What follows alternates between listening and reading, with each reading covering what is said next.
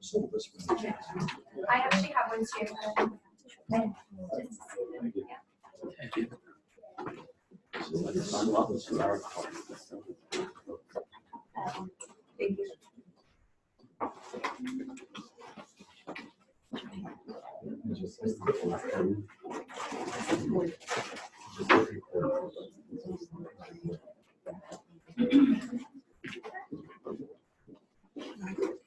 So we do it 3 times.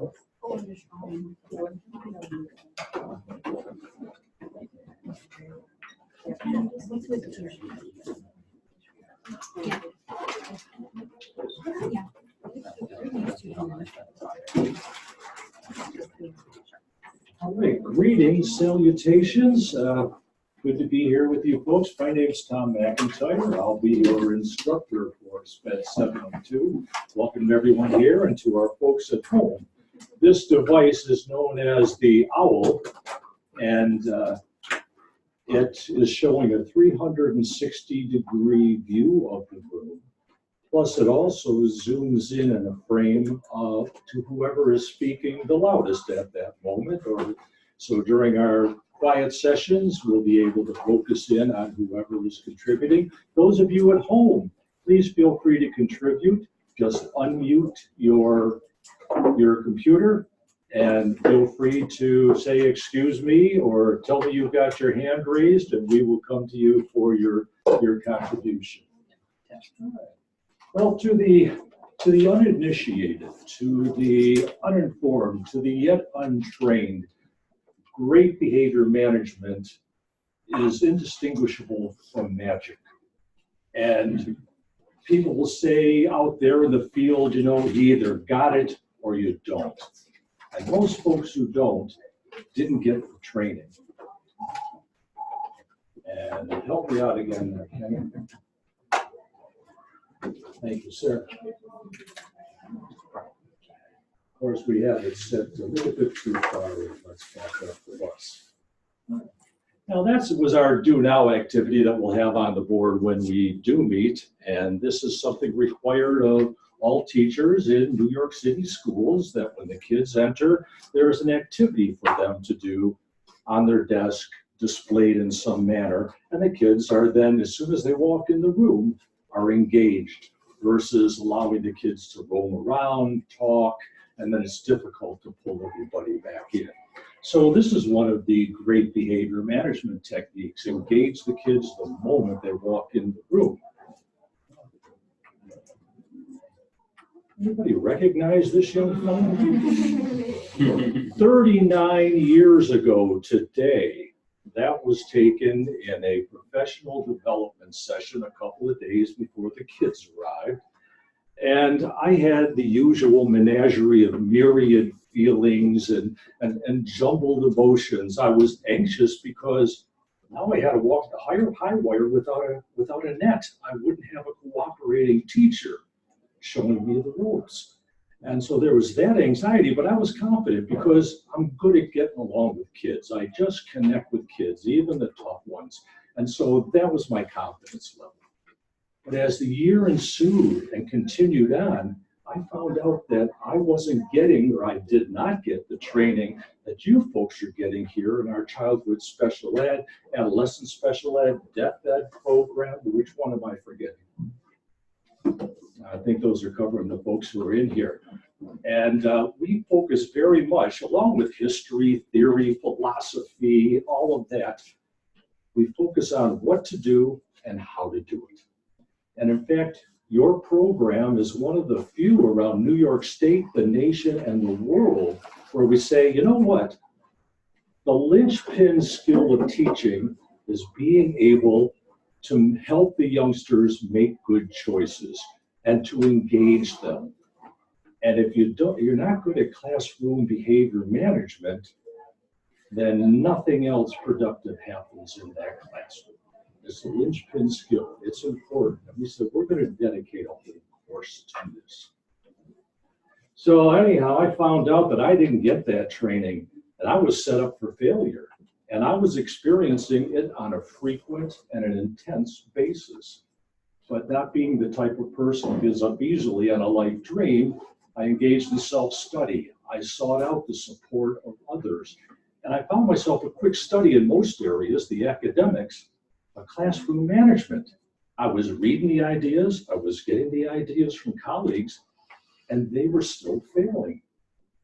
You know, maybe I didn't have the gift. Maybe I ought to go into business like my friend said. No, I'm not giving up on my dream. And now my weak area is my forte. But there's always something to learn. And in this class, the neat thing about it is I continue to learn. You folks have strategies, ideas, things you do that you'll be sharing. And I'm going to leave this class more knowledgeable and more skilled than when we start here today. But let's go with our do now activity. Separate into groups, and you will be addressing 2 of these 5 items in your group. These 3 folks will be focusing on number 1 and number 4. And you 3 groups will be focusing on number 2 and number 4. You 3 groups, 3 folks, will be focusing on number 3 and number 4. You folks will be focusing on number 5 and number 4. You folks are back, let's say, have a very capable team of 2, and I'll join you too. We'll be focusing on number 1 and number 4, and you folks will be focusing on number 2 and number 4. And you folks at home, you'll be focusing on number 3 and number 4. And we'll ask for your insight and your contributions after we've had a bit of time here in person to discuss things. All right, and you know what? We ought to have one of those warm-up activities. So in your group, why don't you tell the others about your name? What's the history of your name? How did you get your name?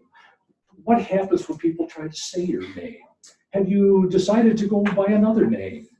Just tell people about your name, and then we'll engage in those 2 items. And thank you, Kenny, for supporting us. Highly appreciate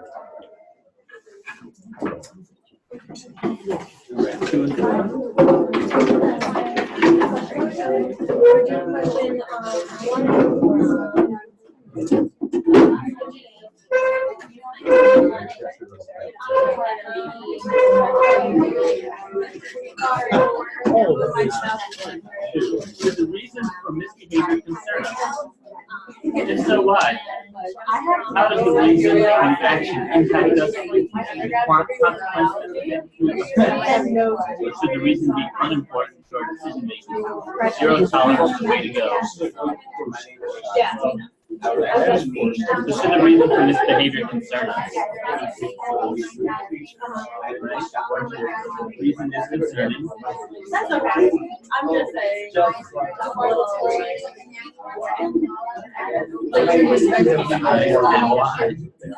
Motivation for the behavior.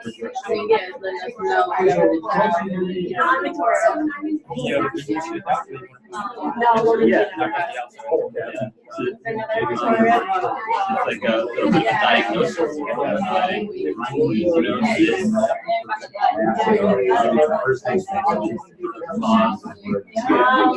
I think my mom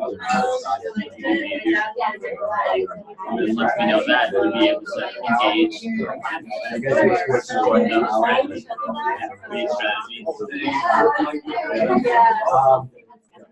In terms of language,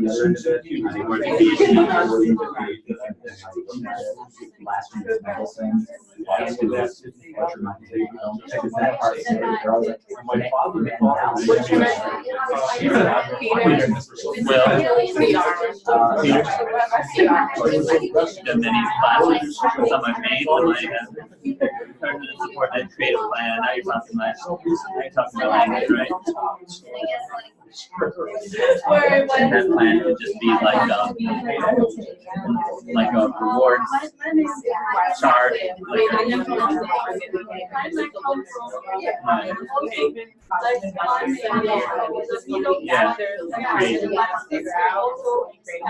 Yeah, like do a lot of like graphic organizers and like, you know, like it'll be like your favorite cartoon character, and that cartoon character moves across the laminated page, and you get, you know, you get 2 spaces in this class, you get 2 spaces in that class, so when you get to the end, you get like whatever that thing that satisfies you, an extra gym time, a printout of Sonic the Hedgehog, you know what I mean? So create a plan with incentives.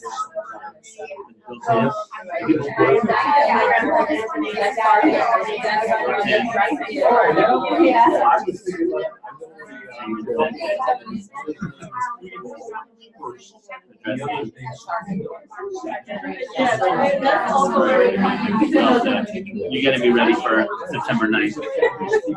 I'm trying to forget all about it. Like,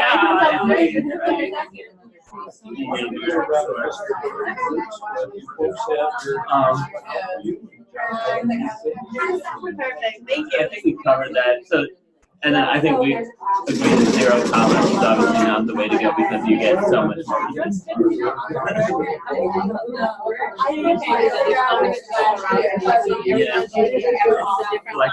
call it flexible.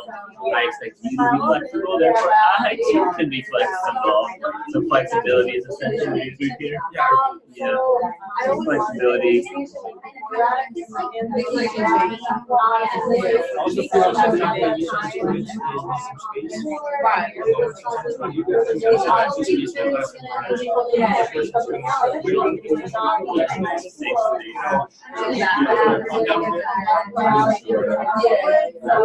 Right.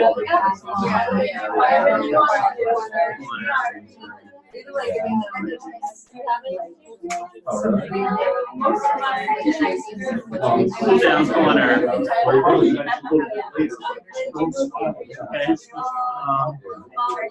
I think that covers 2. Yeah. We have 4, right? And 4 seems to be like the key one that everybody gets assigned. So which practices have you heard about that come up to the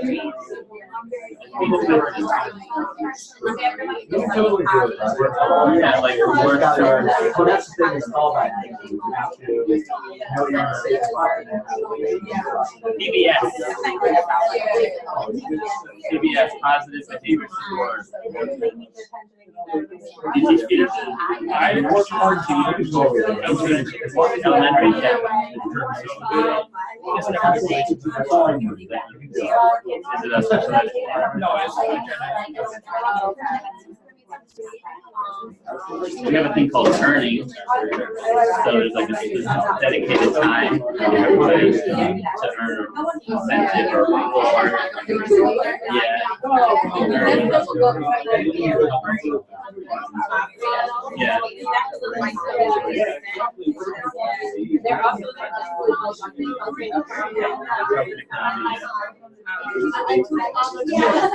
We literally have like dollars. Like, yeah. And I like a there's also, you get those dollars from shopping at the store.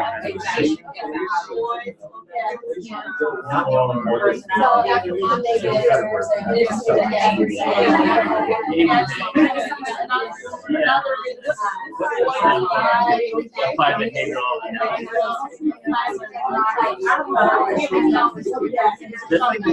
Yeah.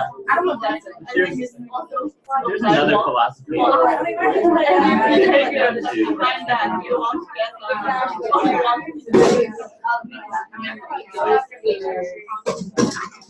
Yeah, but the radio, our opening activity was to tell folks about their names.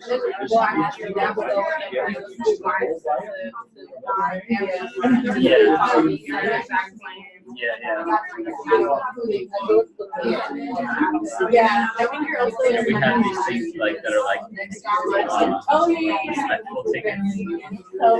Respectful tickets, and like in their head they think they're like building up respectful tickets. They're like the student of the week kind of thing. They don't know what Oh, you know what? Assessment criteria, assessment criteria, assessment criteria. Assess their ability. Yeah, there's a little high-tech device here. It sounds absurd. The owl, what's up, owl? At least the hours. But this idea of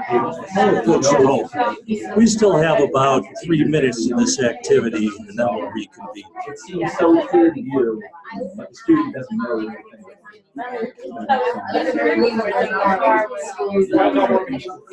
Yeah, I work at a private school in Harlem. I suspect I missed the name part, but how are you doing on number 2? Incredible. Yes, we're highly qualified. Our individuals. Yeah, thank you. Highly qualified. Social tension and juvenile insanity.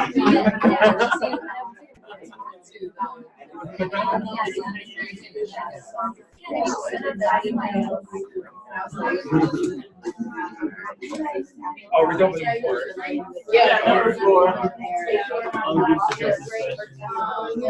We covered it in like rewards charge choices, positive behavior support, earning, token economy, like the school store, like respect the student, these things. Yeah.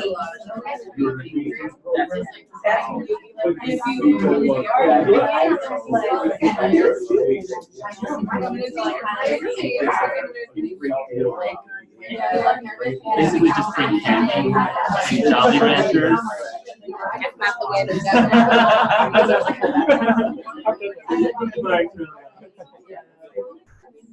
I'm a specialist, so I don't see them all day. They get them all sugared up, and somebody else's problem. Like, I got them hyper. That's why I wouldn't last in the public schools. I break too many rules. I make my own rules. And then rat me out, write me up. The New York Post.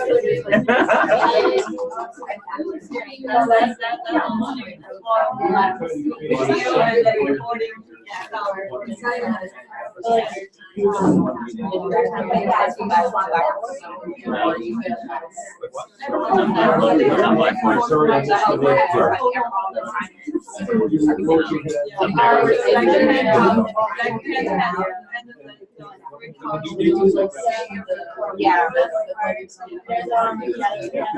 there going to be a because he's like the advisor. And I'm always like, going to him, like, I can't get into this class. He's going to find out why. 1 minute to complete your conversation. The system.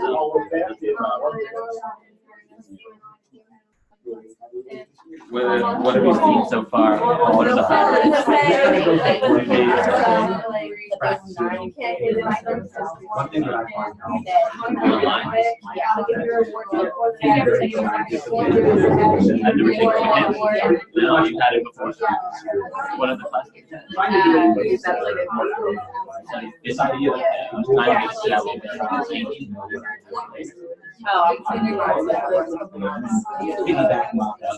All right, folks, finish that sentence, put a punctuation mark on it, and we'll bring it back to the larger group.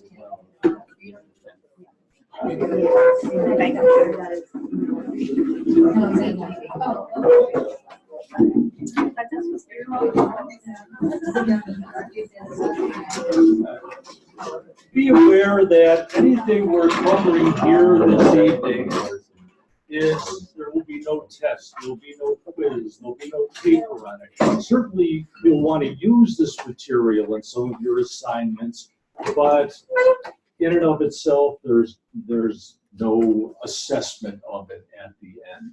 I'll be doing formative assessment just as we move along tonight.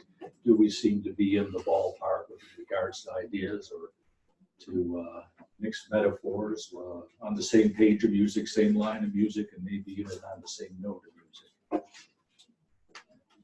So what is the main regret of experienced teachers when they look back at their first year of teaching? They've done surveys on this. They've asked experienced teachers, so how was it back in the first year? And a lot of folks say, oh my, if I could just turn back time and go back there, things would have been different. And what do you think that might be? Experienced teachers, do you have some thoughts on that?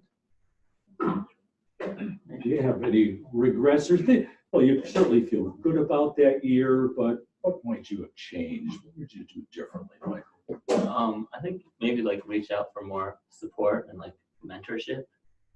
It's nice to have that available. Yeah. Sometimes, I understand that every new teacher in New York was supposed to get a mentor, but then I'm hearing a lot of folks saying, I don't know who this person is, or it's ghost services. It's on paper I'm supposed to be getting it, but I'm not seeing it. Would you be here for SPED 702, classroom management? No, I actually took that last semester, so I'm so sorry to interrupt. I was just wondering where. Let's see, you'll want to go back to the main hallway, which is right here on the left. So informative. He's the main problem solver. I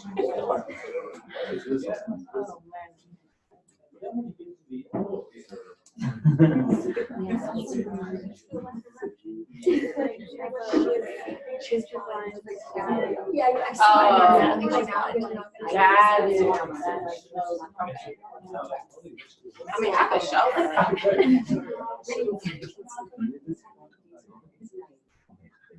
Welcome back. So Michael, you were saying, you wished that there was more support. You were a newbie and you needed an experienced mind and hands there to say, hey, if you thought about doing it this way. Did I see another hand, or my medication's wearing off? I take this with a grain of salt, but not being too buddy-buddy with the students from the get-go. Like, you have to kind of be an authority before you can start to build those more friendly relations. Not friendly, but you get what I'm saying. Yeah, we certainly want to become the captain of the classroom. That is our goal, to be the head of this ship. Now, we get different advice on how to get there. And so you've got the advice, or you see back, I wish I had come in with a little bit different, maybe a little bit more, less flexible, more. And that's the way a lot of folks choose to handle it. The main result of the survey are folks wish that they had. Oh, I'm sorry, you work at home. Hello. Please speak loudly.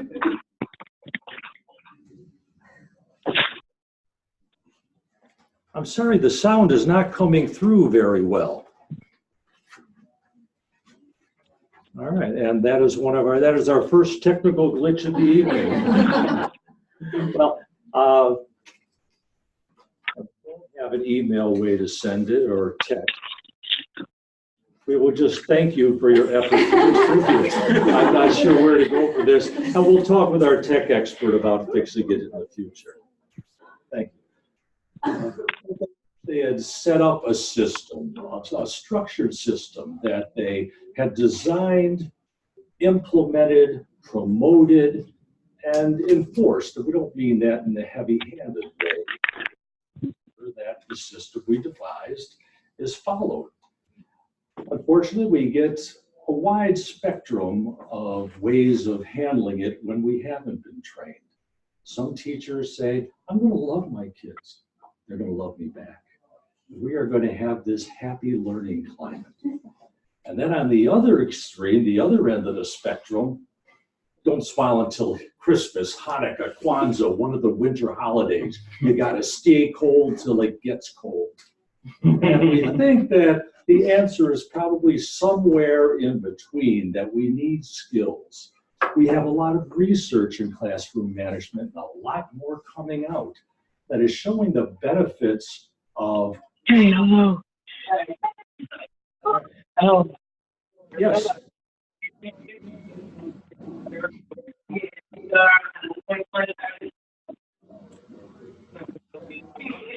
Can anybody translate that? Our It might be that apologies. they're like their mic's on, they don't mean to be like, All right. They need it. yeah, they don't mean to be talking. If you intend to contribute, unfortunately, we're unable to hear you. If you are speaking with somebody else other than our class, please mute your microphone until you contribute. Thank you. So yes, we are focusing more and more on positive classroom management because we know it works if and when we do positive classroom management.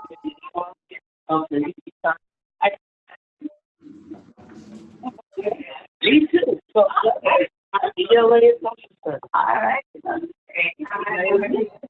okay, thank you. Let me get through. Thank you.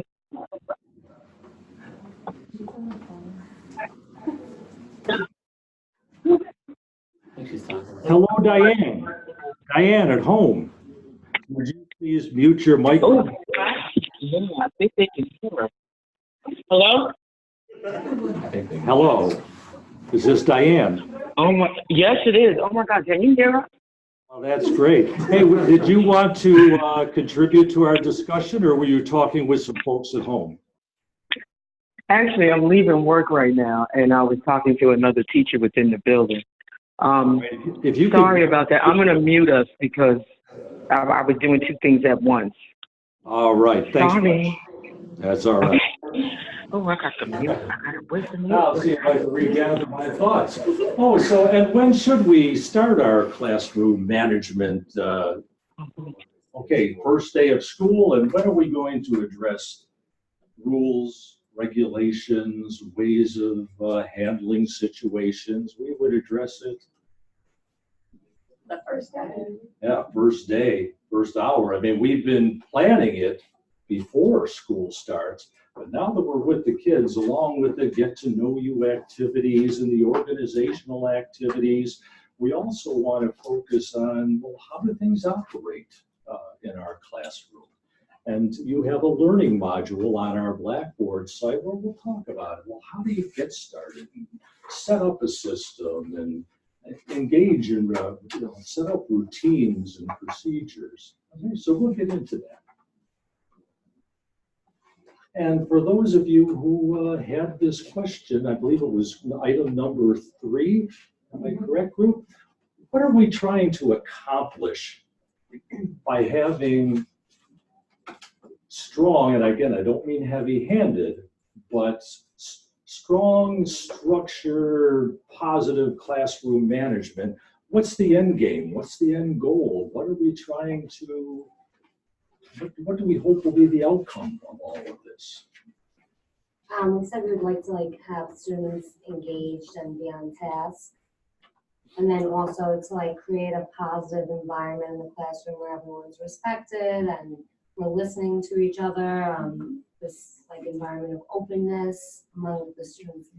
All right, so we want the youngsters to be engaged on task. We also want a place where they feel safe, they feel valued, they feel welcome. We were talking about it in group number 1 here, that some kids who have had adverse life experiences, childhood trauma, oftentimes they're constantly on high alert, on guard for a threat that might happen to them. And we want to reduce the possibility of them sensing threat in our environment, where they might engage in a fight or flight or freak out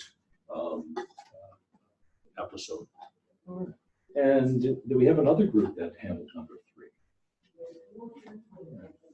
3? At home, our colleagues at home, I believe you had number 3 assigned. What are the goals, the outcomes, the end game? Would any of you like to contribute by unmuting your microphone? Making sure that, do you hear me? Oh, yes, great. Okay. Making sure that children don't have a learning disability or need an IEP, being a good role model. I don't know. Yes, so you're getting into differentiation, that one size fits all is a lie in fashion, and it's a lie in classroom management and education. And that we do modify, and we'll talk more about how we would do that for cultural proclivities, perhaps even gender, although we don't want to stereotype, but we can find some things that happen more in some groups than other groups. And how do we appear at home? I mean, I'm getting pretty close to this owl. Are you looking at my nose, or should I back up? No, it's great. It's good. Yeah, look in the mirror every day and say, it keeps getting better. All right. So, my wife would say this. All right. Let's see. We're moving along here. Any other contributions regarding, well, what do we hope will be the outcome in these situations? To get students more focused with the task at hand instead of having a lot of distractions. Aha. I'm not sure I picked up on that. Would you be kind enough to repeat? To get students more focused with the task at hand. Okay, so we want students. Please go ahead. Repeat it. All right. That we would like our students to show appropriate behavior in groups. My youngsters come home and they say, so-and-so is always talking and getting up and running around. And there are some kids whose behavior is keeping themselves and other kids from learning and teachers from teaching. And we need to work more intensely with those youngsters. You'll be studying about the PBIS model, if you're not already familiar with it, positive behavior intervention supports. And there are 3 levels of intervention intensity. There are the things we do for all kids, tier 1. And you could relate this also to the RTI pyramid, response to intervention, that we talk about with academics, but there's a behavioral version of it too. Tier 1, the things we do for all kids, working with them to set up the rules, talking about the routines, catching kids being good. Tier 2, kids who need small group sessions to work on their behavior. They might engage in working in social skills, and they role play, and then they're supposed to bring it back to the classroom and display it as homework. And then there's tier 3 for individual intervention. There are certain kids whose behavior is quite dangerous and unmanaged, and we need to work with them on a one-to-one basis for part of the day, or sometimes they're even home-based with visiting instructors as we try to move them back to tier 2 and then tier 1 and include them once again. Yeah, some of our goals, we want them to develop good study habits. We will help them learn how to do their homework, how to organize their notebook, mnemonic devices that they might use to remember the material, and good thinking habits. We certainly want folks to progress in learning.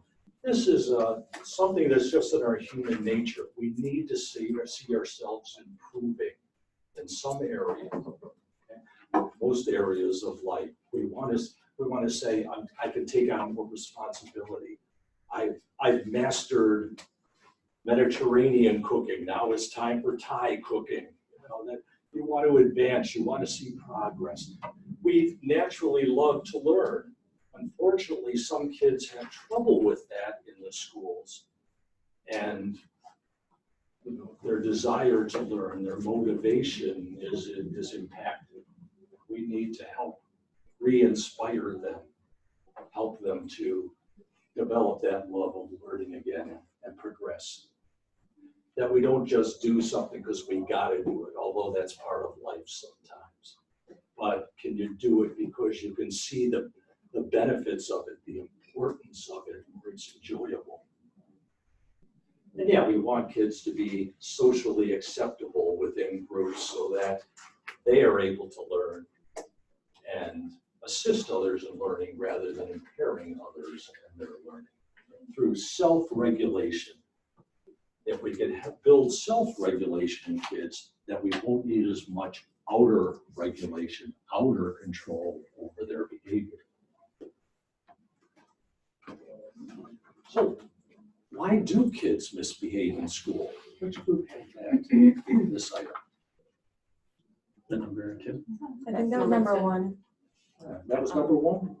It was part of it. Yeah. So why do kids misbehave in school? I put a few up here on the list that I've heard are reasons why kids do what they do. You know, it's cloudy with a chance of The devil, balls. definitely. But what are some of the commonly stated reasons? Like, you know, why are you doing that? Attention-seeking behavior. Yeah, a lot of it is attention, either wanting it from adults or from peers. For some kids, they don't know how to get the positive attention. So at least negative attention is better than no attention at all. I exist. The world acknowledges me. And we have to help them develop behaviors that will bring that positive attention to them. Frustration. Oh, one more time? Frustration. Yeah, Frustrated. just, you know, oh, and people handle that in different ways. Some rip up the paper, throw it on the ground, say, I ain't doing this baby crap, really covering for their inability at present to do the work that's been placed in front of them. Or frustration, any frustration not being able to reach your goal. And other folks will get angry. You make me angry. Well, anger is a secondary emotion. Anger comes from other emotions. Is it from frustration, disappointment, embarrassment? You know, what is the reason that eventually blossoms, wrong term there, but it exploded into anger? We try to back up the bus and look at the primary emotions. Other kids just putting their heads down. Other kids, I gotta go to the bathroom again. But ways of escaping this painful experience, this frustrating experience. Other reasons why kids might misbehave. They're bored. Yeah, if you're bored, you'll find entertainment. You'll make your own. And so there come the spitwads, the talking, whatever it might be that, you know, some of our kids who are not being differentiated up. We study how to differentiate for kids who are struggling, but we oftentimes don't talk about kids who are ahead of the game. How do we differentiate from them instead of just giving them more of the same of the standard curriculum? Yeah. I guess more for secondary could be lack of sleep, say they have a job after school, or lack of food could just. Yeah, there's something that's impacting their momentary health, the sleep, or their long-term health, or the the kids say, teacher, you're fussing over me having a pencil. You don't know that I had to get up early, had to cook the leftovers from 3 days ago that we're still trying to live on, and thank goodness the school gives us a bag to bring home at the end of the day. That does help out somewhat. I got my little sister off to school. I had to try to find the cleanest clothes that were available to me. I walk into school and I get threatened or approached by ne'er-do-well characters, and now you're fussing about a pencil? You don't know what I've been through. We got to look also at that, not just academic differentiation, but sometimes differentiating socially, providing other services that are needed by that youngster. My community, which is up the Hudson, we're getting all of the major players in our town together, from the police department, Westchester Health, the Open Door free clinic, everybody in the schools, and we're bringing the ambulance drivers, you name it, bringing everybody in and saying, what are the issues for kids in our community, and how can each of our groups make things better, work together? We're getting into interagency cooperation. So I'm just really enthusiastic about what the schools and communities doing up my way for kids who don't come to school with the same privileges as others might have. All right. Other reasons why kids misbehave. Maybe like lack of confidence. Some kids like don't even want to try because they know like math, I feel like is a very big subject where kids like struggle in. So Yeah, especially if you've failed before. You're asking me to keep trying, but I know what's happened before when I've tried. And then other kids giggle. They say, well, that ain't too smart. You know, something like they may have heard at home, you know, why did you do that? How come you can't do these things? And that impaired self-concept that then comes into the academic realm. I was gonna say, when we work with kids with special needs, it could be like medication, or some of them have oppositional defiance disorder. Especially because the kids I work with, a lot of them have Down syndrome, so it's kind of a part of it. A lot of have Down syndrome. Oh, okay. So some of them will have just, they oppose everything you do, and like no reason is no real trigger for it, but it's good to take notes on everything, you know, the behavior and stuff like that, because a lot of it is triggered to a disability that's undocumented. Mm-hmm. Yeah, and most of our kids who have severe behavioral issues are not identified. Why? Because then we'd have to provide services. In the area of greatest shortage of teachers, I mean, there's technology, science, math, special ed, teaching English as a second language. But within those, the greatest shortage of teachers are those prepared to work with kids who have severe behavior disorders.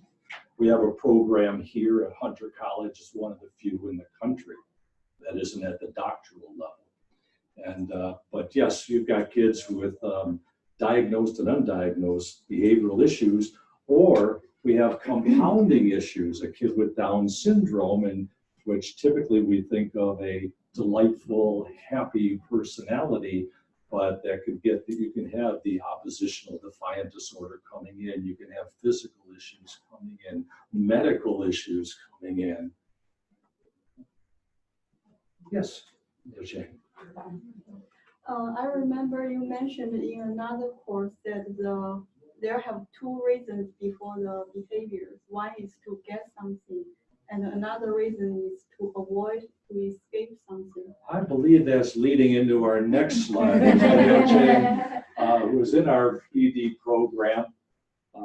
We're talking about our study of behavior disorders, or maybe our methods of behavior disorders. But yeah, why do they misbehave in school? And we listed many, and here are some that we may be somewhat redundant, but they used to work for the Department of Redundancy Department. We'll get that one on the way home. We mentioned ACEs over here, but in general, as our classmate was saying, we can take all these individualized reasons and sort of categorize them into two general reasons why people behave as they do, whether we're talking appropriate behavior or maladaptive behavior. You're either trying to get something desirable, attention, an object, privilege, power, improve your peer status. And we call that what type of reinforcement? It's if you do something and something wonderful comes to you, something desirable comes to you. Yeah, that's positive reinforcement. And the next one's going to be negative reinforcement. So if you ever thought negative reinforcement and punishment were the same thing, never ever in your life think that thought ever again. It is something that will motivate the person to show the behavior more in the future. So where's the negative come in? That we understand the reinforcement. Where's the negative come in? If you show a behavior to avoid something you dislike, or you're stuck in a situation where you want out, you do something to escape it, then that's negative that behavior is negatively reinforced if it works. I'm really bored with this class. I'll tell the professor at the break that I just got a text from home, my child is ill. Wow, it worked. I didn't get any penalty. I'll remember that for another boring class. The ambulance is coming down the street, and boy, the ambulance sirens are loud in New York City, so you cover your ears. And that cuts down on that painful tone. If it works, say, yeah, I'm going to do that next time an ambulance comes by.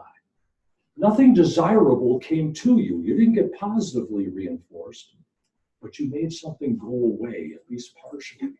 Put a lot of that away. So think of some of the behaviors that you have shown, not because something wonderful is going to happen, but you just want to get out of that bad situation. If the behavior works, it's been negatively reinforced. Reinforced means strengthened. So we either we show behaviors appropriate and inappropriate. Thank you. For positive reinforcement, one brings something desirable to us, or negative reinforcement, keep that thing away, or if I'm in that bad situation, escape negative reinforcement. We will study this more in depth in one of our learning modules on our Blackboard site. So, should we care about the reason for behavior? Which group had this item? That was us, yeah. All right. What are your thoughts on this? Should we say no excuses? Or do we say, you know, sometimes you got to consider it? I believe in that guy. We say yes, there are reasons for the misbehavior. Yeah, we said like the reasons for it can act as like a diagnosis of how or what the cause of the behavior is the root of the problem essentially. And then by acknowledging the causes that are having that adverse effect on how they're acting out, you can create strategies around that to engage them and support them and create a plan with rewards and incentives that target the actual behavioral. So it seems like you're spouting the federal line, which is we must consider the reason for aberrant behaviors. We will engage in a process known as FBA, Functional Behavior Assessment. If a kid with a disability has a behavioral issue, doesn't matter what their primary label is, whether it's LD or deaf or intellectually disabled, it is. We must engage in a functional behavior assessment to figure out what is the function, the purpose, the drive, the reason behind that kid's behavior pattern in those situations. So we must, by federal decree, engage in that if a youngster has been labeled with a disability and also has behavioral issues. And from that, we will develop a BIP, behavior intervention plan, attached to the rest of the IEP, where we identify strategies that will be used to help this youngster develop more appropriate behavior. Well, there are a lot of folks out there. I mean, I took this photograph in the middle school in my town, and I guess whoever hung that up is thinking, you know, excuses are like armpits. Everybody's got them and they all stink. So don't be bringing them in here.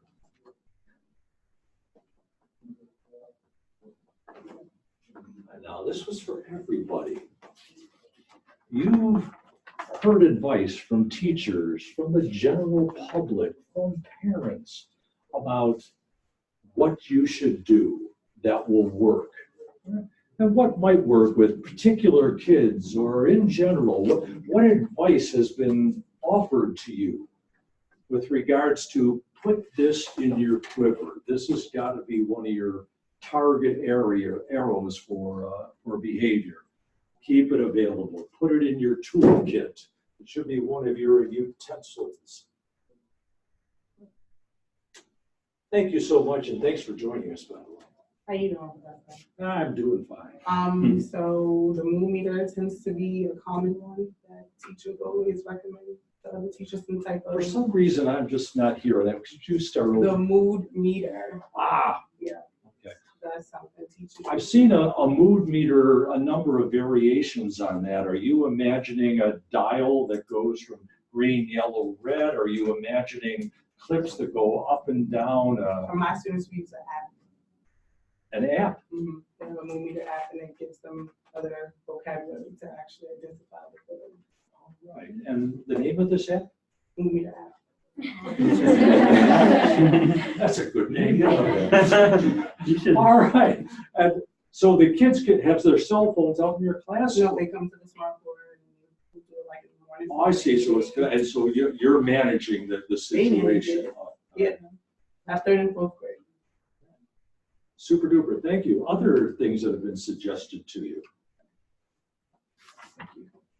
You could ignore negativity and then provide immediate positive reinforcement when the student is doing the correct thing, whether it's labeled praise or tickets or prizes or something like that. All right, so how can we lure that youngster into showing the appropriate behavior? And it might be what Jacob Koonin recommended back in the 70s. He was one of the pioneers in classroom management. And he talked about the ripple effect, like throwing a pebble into a pond and the effect moves out. He initially talked about it as a negative ripple effect. Sit up! And everybody else sits up out of fear. But fear isn't a momentary motivator. It's not going to be a long-term motivator. And then he started writing about positive ripple effects. You see, I like the way Mary is sitting. She's showing me that she's ready to learn. And thank you, Jason, for having your notebook out. And then other kids like get the cue. And when they show that behavior, you catch them being good. At our school, we have restorative sessions or restorative circles where if the child has done something to another child, they sit down, they have a face-to-face, there's acknowledgement of the wrong that's been done, and then more than acknowledgement, then there's the repair. How are you going to repair the damage that you've done to this relationship through whatever it is, hitting, hate speech, whatever it is, there's a restorative process that goes full circle. It's one of the primary foci right now in education with regards to behavior, which is we have kids meet, the parties meet, and they try to sort it out, and hopefully there's an admission of, not hopefully, so it depends on the situation, but it may be that somebody says, I'm sorry, and we say, well, sorry, there's got to be more to it than that. Sorry means it won't happen again. Sorry means that I will repair the situation in some manner. And so a lot of schools are getting into this. My school district too, they're saying, let's give it a try, because we have a large population of kids who their upbringing seems to be contrary to the expectations of behavior in the school. And we hope to help them get a better fit while our school also adapts and becomes more tolerant. Other things that have been recommended. Just in general, hey, teacher, remember to do this. Thank you again. In my classroom, we have 3 different little packets, I guess. There's a calming activities, focusing activities, and energizing activities that the students can kind of pull from, and they turn the pages and pick 2 or 3 of those activities that they could use. Oh, okay, that's it. I just learned something new, and so that is already, I'm more skilled or knowledgeable than I was when we started this course. All right. With the whole course, by the way, is to give you a whole lot of ideas. I mean, we've never taken an account, but there's got to be many hundreds of ideas that you will be running across in your study during this course. And as I read your papers, I'll be saying, whoa, I'm going to add that. We won't get any credit for it, but it's going to go into the list as like, but you have contributed to the common knowledge base.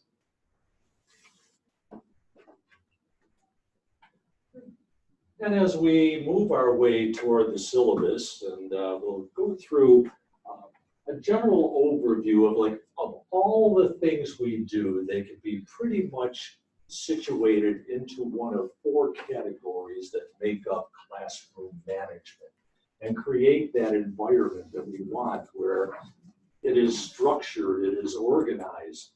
Kids feel safe, and safe in many ways, not just physically safe, but intellectually safe. No one's going to say, oh, that's dumb.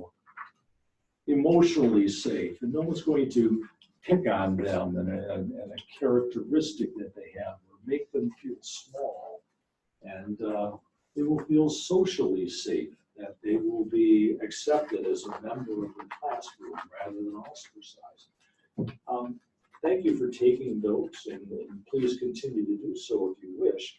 But this PowerPoint presentation, with the notes that I use as I'm sort of preparing for class, that is on our Blackboard site if you feel any need to go back and move through this again. You'll find it in the left sidebar link that says PowerPoint slideshows or something along that line.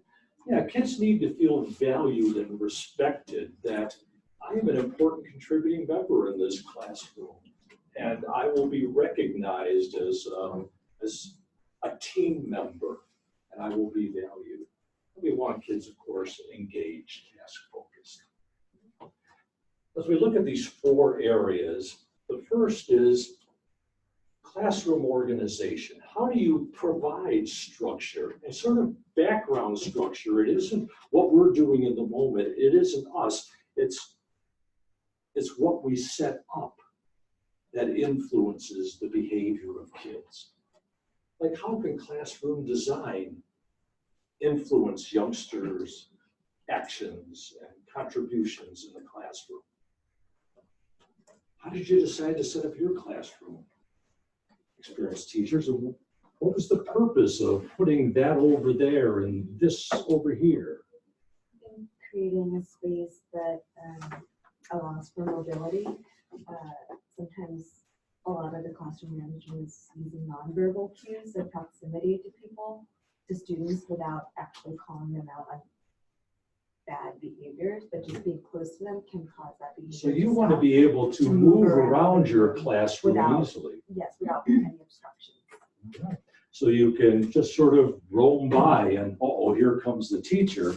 But when they think that to themselves and then show the appropriate behavior, that's when we hit them with a positive reinforcer, some nice verbal comment. Yes.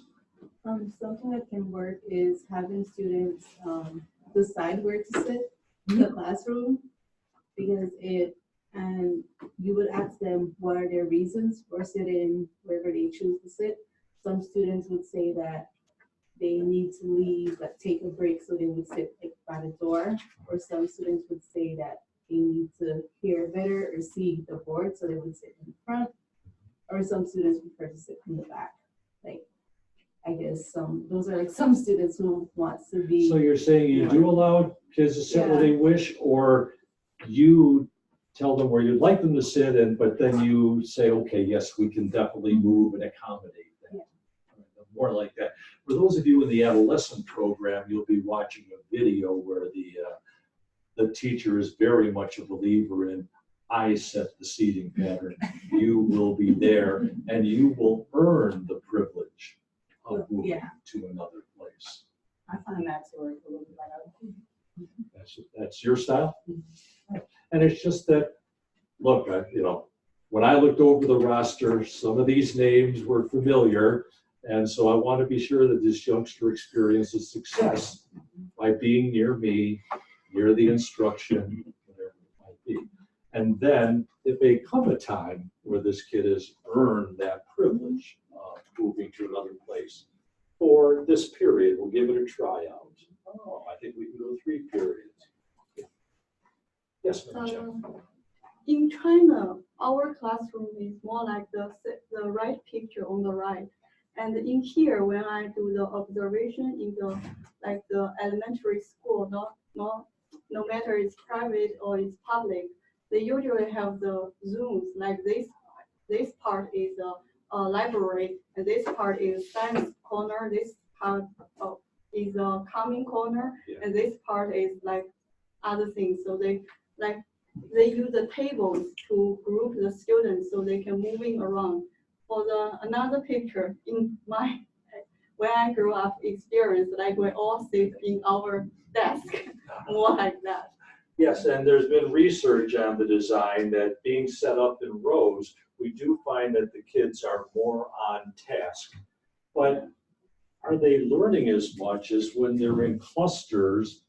And yes, there's socialization going on, but they can learn from others, they can assist each other. So some teachers strongly believe in the cluster seating or the table seating, and others strongly believe in the row seating, and there are benefits to both.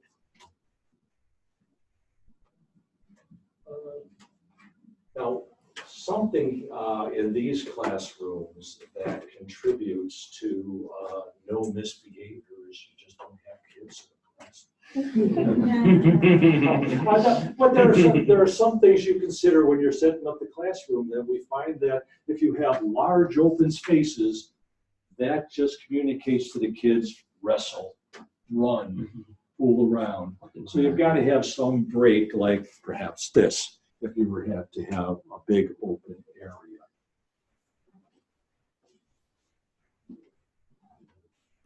Now, this is probably the biggest name in classroom management. Harry Wong has been around for quite a while. He wrote a book that is many people consider to be, wow, that's traditional and old style. But if you want him to come to your conference and speak, you better book him 2.5, 3 years ahead of time and have a lot of money in the coffers, that he is a popular speaker, an excellent speaker. And in his book, one of his quotes is, and he says this too in his workshops, is the #1 problem in classroom management is not discipline. And I'm not sure what he means by that. Are we talking about punishment or whatever? But a lack of procedures and routines, and I'm not sure how he sorts out procedures and routines, but what emanates from what he's saying is that, and we're still in #1, organizing our classroom, it goes along with the classroom design, is we need to have, for recurring situations, we need to have the expectations known by kids. If we don't have those expectations and we haven't taught them to the kids, and we don't make sure that the kids are abiding by those ways of doing things in those recurring situations, then we're going to run across disorganized behavior. So in order to organize our groups, and what are some of the recurring events that happen every period, every day, twice a week, that you have routines for, ways of doing it? Getting a pencil, like if a pencil breaks, like I have a routine in how you act to get a pencil. And what is your way of doing that? Well, this year's different, but last year, like they had to like put up a silent signal, and then I would just nod my head that they could get and switch pencils. So there's a canister up here with some pencils in, and again, one says sharpen, one says dull one, so they like put the dull one back and take a sharpen one. Right, okay, and that just keeps madness from happening, which many other ways of doing it. Teacher, my pen broke. Hey, can I have, there's just a way of doing it. Oh, pen broke. Here's what I do. Grabbing their backpacks at the end of the day. Yeah, beginning of the day entry or end of the day exit. Now that the school day is approaching, and we listen for the teacher cue or watch for the teacher cue. It isn't just, the bell rang, we're out of here. No, the bell is a signal to the teacher to close down the period or the day. That's my signal. Of course, we realize, I should have done something with 2 minutes remaining. But yes, we have a structured way of the kids leaving their desks, getting their backpacks, returning to their desks, packing up. Do we do it by table? Do we do it by alphabetical order, whatever it might be? I was going to say lining up, and then also I have a carpet I deal with elementary students, so like carpet to desk, desk to carpet, practicing those routines as well. All right, so they're moving from sitting in desks like this. And by the way, feel free to get up at any point if you just need to move out the hallway, stand out here. You're welcome to do so. You're not trapped in your seats. And we will have a 5-minute break at some point. Now, getting back to this, yes, moving the kids from seat to rug and back again. We want to get rid of disorganization and promote an organized way of handling that. You were saying? Bathroom? Yes. how do we manage the bathroom? Is it take the tag and go? Do you have to sign in, sign out? Do you have to get permission? You hold up what, deaf ed folks, what's the T? Is this? Bathroom attendants. Yeah, okay, I knew it was something like that. All right, and so that might be a signal, and you either give the nod or not. So you have that structured also. So he would highly recommend that for anything that happens multiple times during the day and the week, that you have a method, a way of doing it. And not just set up. When I go out to visit some of our practicum and our student teachers, I'll see the rule chart on the wall. And all sorts of things are going wrong in the classroom. Now, this is a rare occurrence, okay? You folks are trained well and we're out there supporting you. And I might initially go out there and the rules are there and I'm saying, I'm seeing some kids doing this and I forgot it's up there.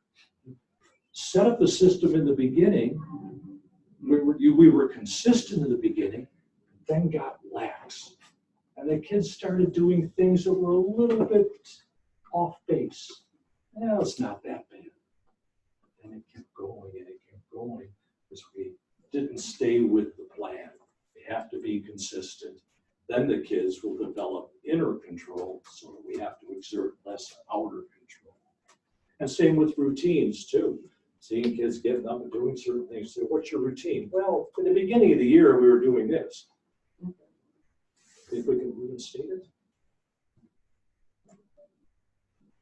Now, the second of the 4 areas of classroom management, and there is a learning module on our Blackboard site for each of the 4, is, I guess we'll ask that question. In which ways is a well-planned and proficiently implemented lesson promote appropriate behavior? What's instruction got to do with the way that the kids are behaving in the classroom?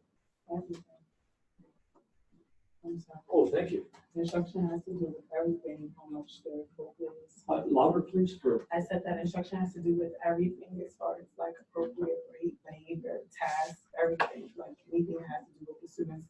All right, you're just seeing it, they're intertwined, inextricably intertwined. Yeah. If I come in really tired and I don't feel like doing anything, it's going to show in my students unless the movie is on all day. Right. We have to be excited about teaching, and kids are going to be excited about learning. Exactly. Yeah, and I've had days too where I wasn't all that excited about teaching. And it's hard. Got to do it for the kids. Right. And I explained to my parents also, like, you know, us as a team, I know that I'm the teacher, but I come in optimistic every day. That can get tiring sometimes being like the leader of the classroom.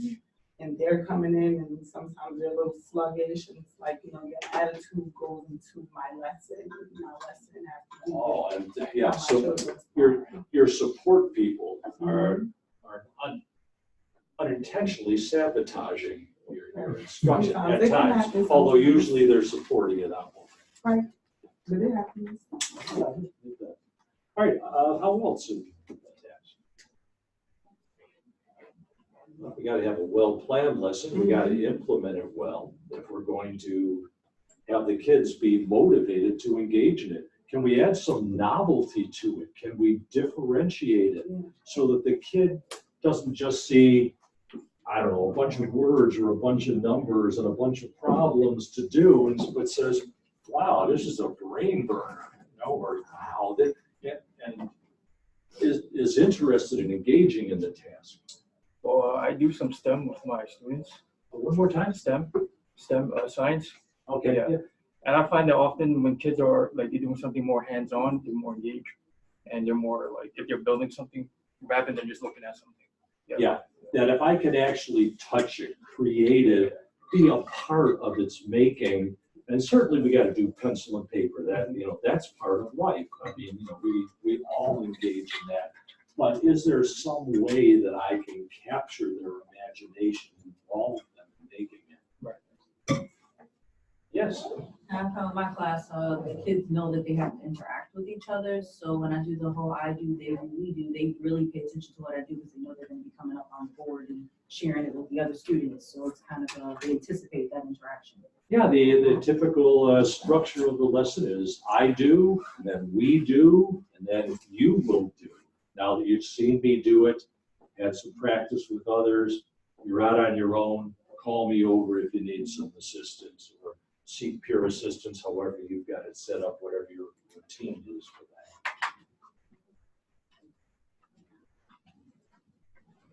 Some of the things that are oftentimes mentioned and you'll see again and elaborated upon in your learning modules. Enthusiastic and captivating, sequenced, organized.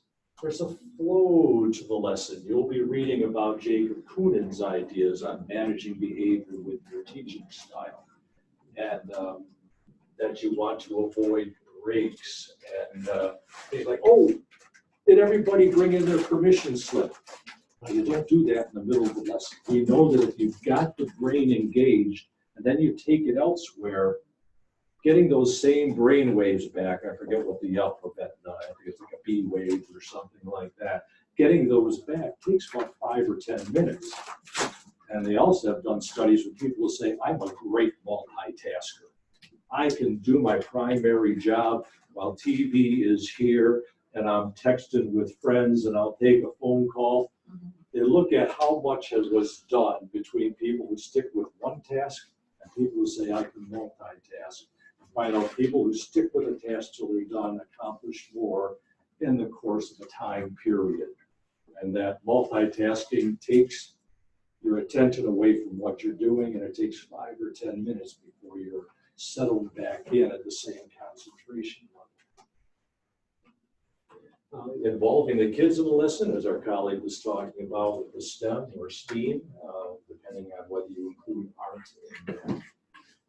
Students need to see that they're getting better.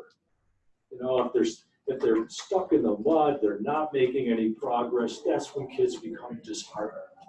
And we see some of the behaviors that are negatively reinforced. I want to escape this. How can I escape it?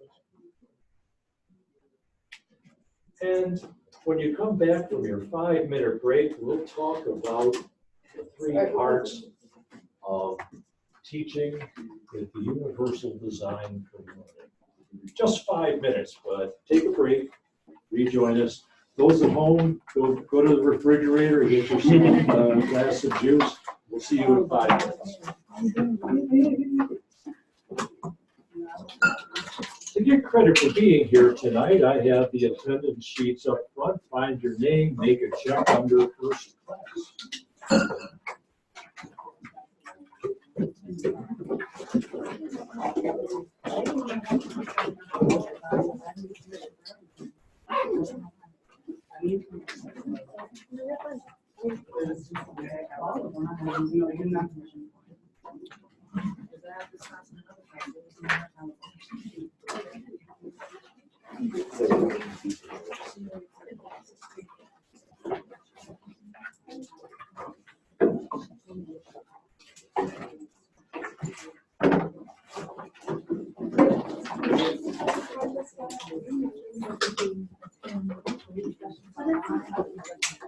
Yeah, I don't know if it's like this one. I think that's in person. So everything is like online on Blackboard. Yeah. Yeah. And he has a little laid out what you have to do, and like when stuff is due, I guess, but you only have to do like 3 person. Yeah, I think you email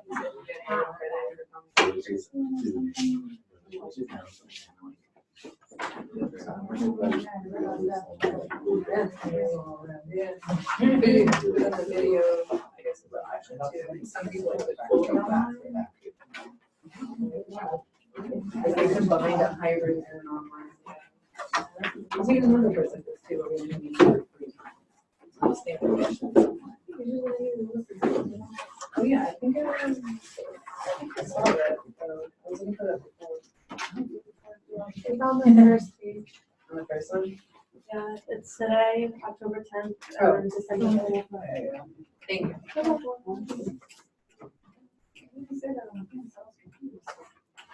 So it's like if you come into class, you get like a little extra bonus points. Yeah. If you zoom in during the time, you get like bonus points.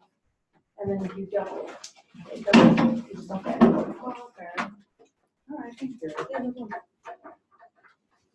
I don't think they knew that. What is it? I should figure it out. I have my computer. Oh,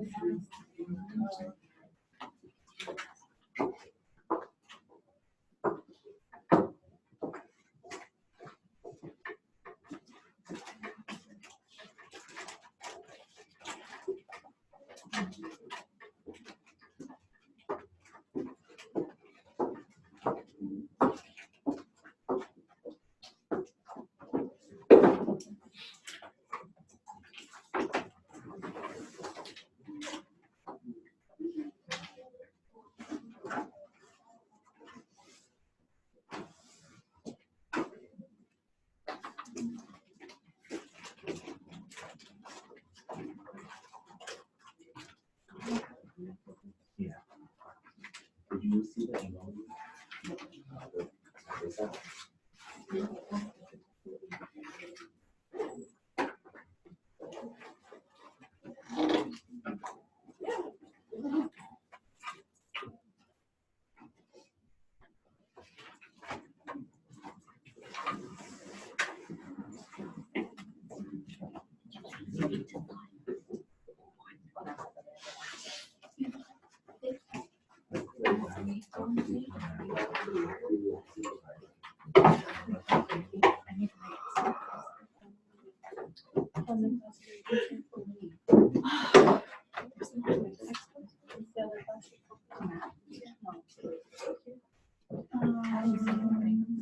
Sorry. I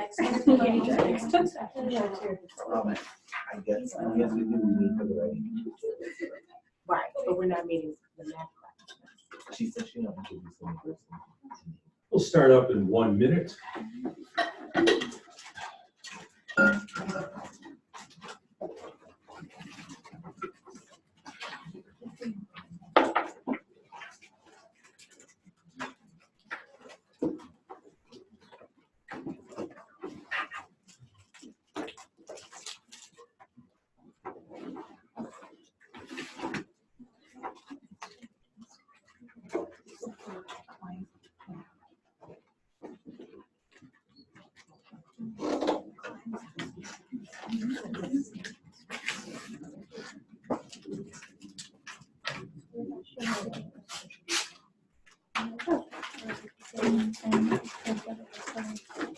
This one, you didn't get any.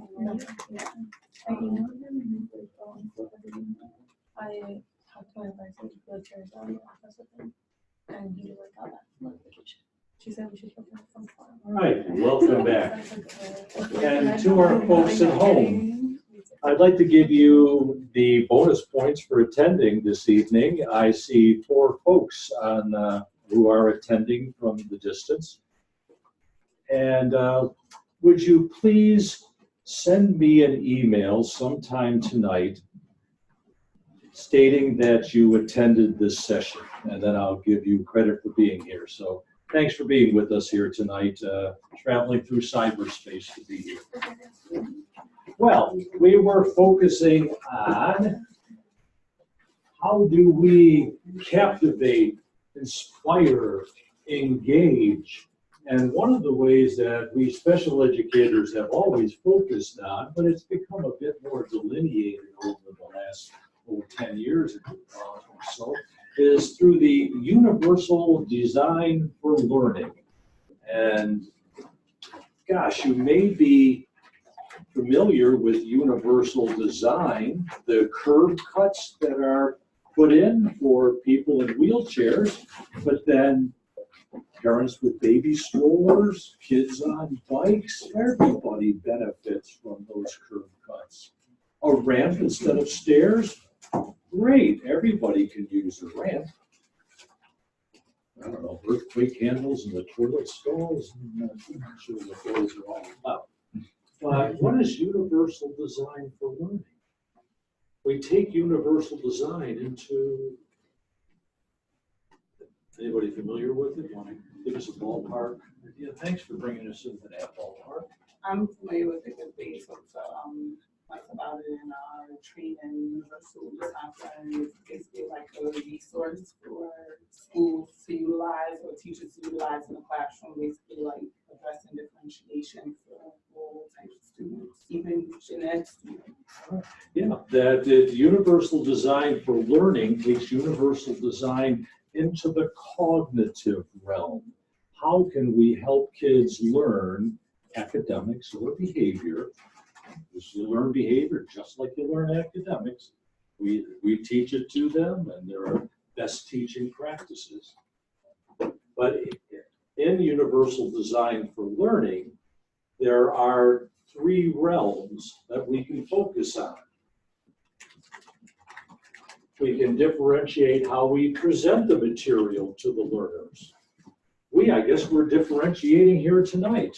You can gather this information by being here in person. You can be in real time, synchronous online attendance, or you can attend asynchronously when we post the video. So there's an example of differentiating how we present the material.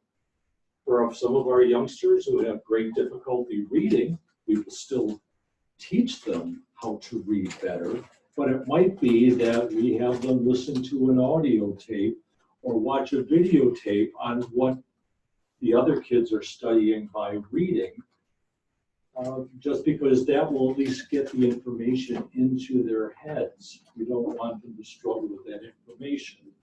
We want them to contribute to the discussion that will ensue. We can differentiate in how we can have kids demonstrate that they have indeed learned. Will they be writing a composition? Will they be creating a Venn diagram? Will they draw something that represents what they have learned? Now, certainly, we want all kids to be able to write their responses, and we will continue to work with these youngsters on their writing skills. But if we want to see what they've learned, we want them to give them choices. We want to give them an avenue where they can show what they now understand or know to be true or have learned. We don't want a difficult channel of communicating to get in the way of them gathering knowledge or displaying it. And then we want to ensure that they are motivated to engage. If you go to these 2 sites that are very good for universal design for learning, and they will tell you about how to modify these 3 areas, hundreds of ideas, if not thousands.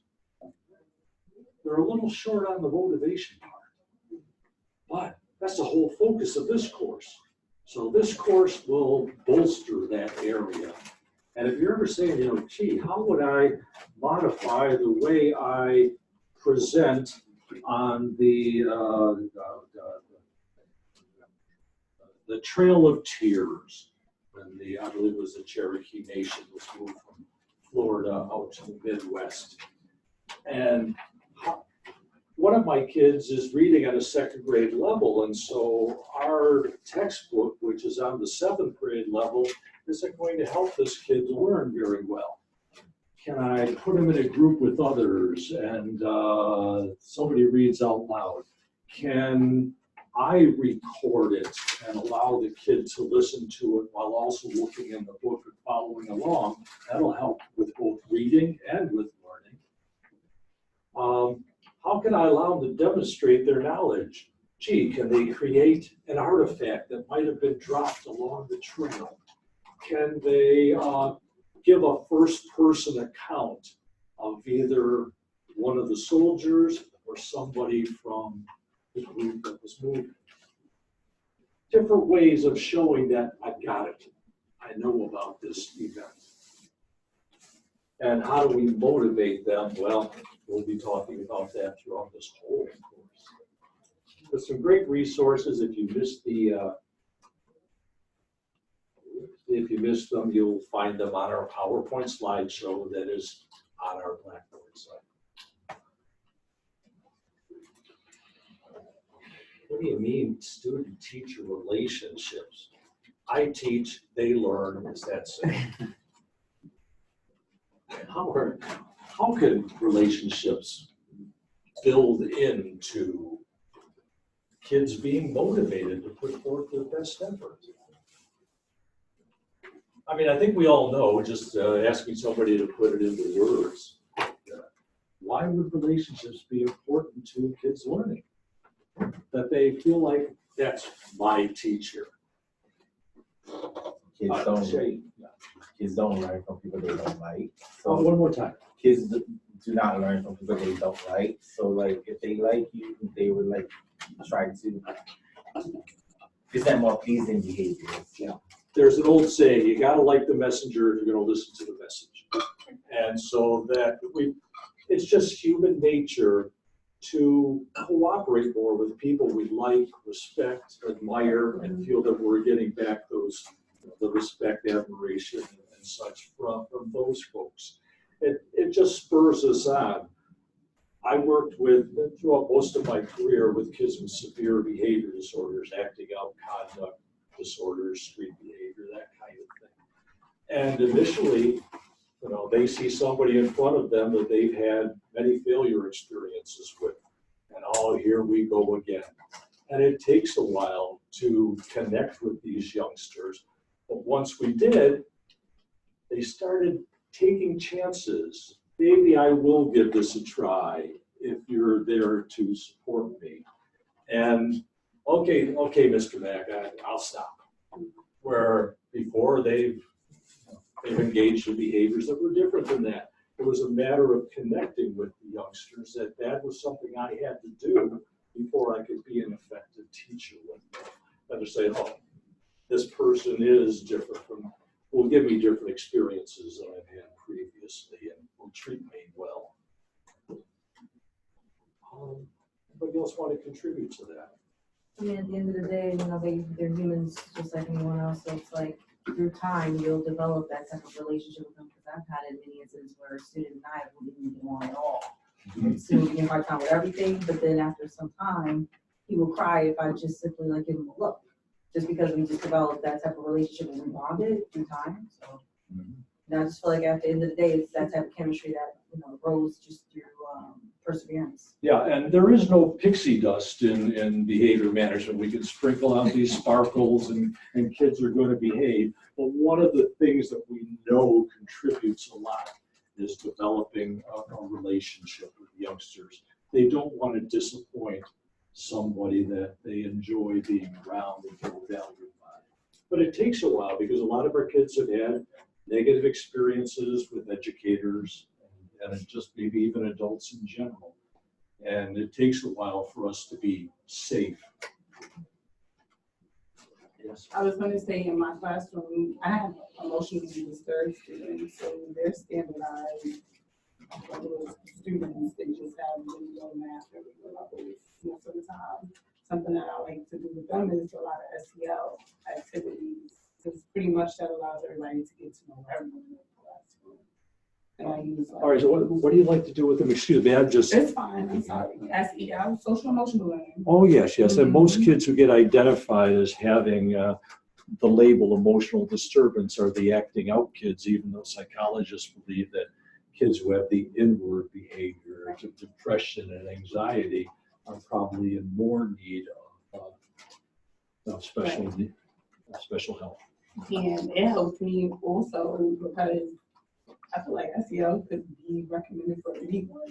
Like it just really helps you understand your own behavior after you feel as a teacher, how you can better help them understand situations. And I allow my students to understand that what they have or whatever they're classified as is not something to hold them back. And once they break out of that language, they get more comfortable with me and it's just normal.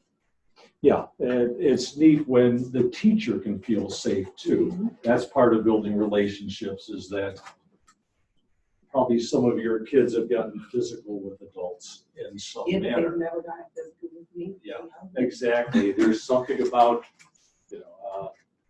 They may pull back the arm, but then they see a person they like in front of them and it drops. Because you are different. Even when they've gone to the lower brain and there's a primitive brain response, they see somebody in front of them, they say, no, I don't have to go this way. Right, sometimes.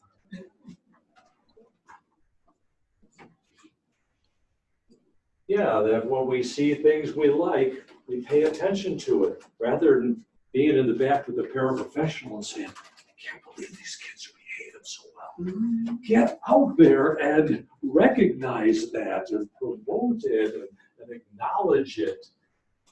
And when it's not going so well, yes, I've got some great put downs that I've learned over life. I think I could put them in their place, but that's not what I want to do. I want to continue our attachment. But how do I keep from saying that caustic thing to that kid? I'd like to talk about symptom estrangement that was taught to me when I was failing, when I called my boss. I was working the equivalent of a BOCES program, a regional program where kids are bussed in from different districts because there aren't enough kids with those needs to hire a teacher within the district, so they're sent to a common central area. And I was having problems with the kids, and I called my boss and said, look, I'll stay another couple of weeks, but you got to find another teacher. I'm just not cut out to be working with these kids. She said, no, you got a lot of potential. Let us send you a mentor. And I'm thinking that she was probably thinking that I've already had 3 teachers in that classroom last year, and I don't know where I'm going to find another to replace this guy. I got to keep him. But Mrs. Cunningham came in, and she taught me symptom estrangement. I got to separate the kid from the behavior. Oh, I hate that behavior. That behavior will cease and desist. I'm going to do something about it. I'm going to work with this kid to help him eject that behavior and develop another. Hate the behavior, be willing to keep working with the kid. And if you've already dug into our Blackboard site, and there was something I wanted you folks to watch and go up to minute 27 on this video. If you go to our learning modules, you'll see a part where it says go to 27 and look for these 3 people talking. And you'll get some great advice regarding finding something that you can respect and value in each and every kid. Sometimes we gotta look a little hard initially, but we need to feel connected with that kid. We look for a positive. And then as we move into that 4th category, it's the area that we think about most often when someone says classroom and behavior management. Those strategies and skills, those interventions that we use to prevent behavior, because prevention trumps reaction all the time. The misbehavior that never happens is the one that we want. Prevent it from coming out in the first place. Unfortunately, sometimes we can't do that, but rather than knee-jerk responses and emotional responses, we come up with professional responses. And we become more professional when we build our repertoire of skills. And that's the whole focus of this course. And yes, we can crush behaviors. We may have penalties that strike fear deep into the heart of that youngster, but that hasn't convinced them at the level of the soul, of the mind. We need to teach the youngster a replacement behavior. You just can't say, don't do that. What should the youngster be doing? We have to teach a replacement behavior. And that is required in the BIPs, the behavior intervention plans that are attached to the IEP, document that all our special needs kids have. They've been identified as having special needs. And in that, we have to come up with ideas for what are we going to do to replace that aberrant behavior with one that is acceptable to us. And also, one that will actually be used by the kids. so many of the social skills kits that I was asked to use are, I guess, what adults like me would love to see in our children, but they just aren't appropriate. Well, they aren't acceptable to kids who come from the street corner. So, you know, of course, we want to teach them the business handshake and looking someone in the eye and saying hello. But when somebody says, you know, something about their mama or a female family member, and the culture of these kids is, I must physically defend the honor of my family, we got to give them a different, I mean, we want to teach a replacement behavior other than smacking the other person.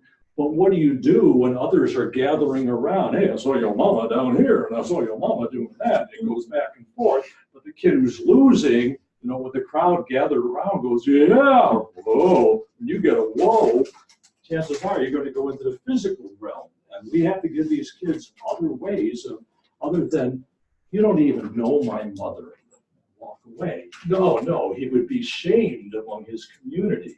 So it's yeah, yes. No, I was just gonna chime in on that because this was the issue in my first year so much. I had probably 6 fights with like 4 different boys in my class because it was a mother situation. I had one boy who didn't even present any of his behaviors until somebody talked about his mother, and it was to become physical right away. Yeah. So I need just a strict rule in the classroom that even when we're upset, like we don't talk about it in his family, because it'll just be a whole reprimand in itself. Yeah, it can really escalate. And the best thing that we came up with, it doesn't always work, but they were giving it a try, was, oops, excuse me.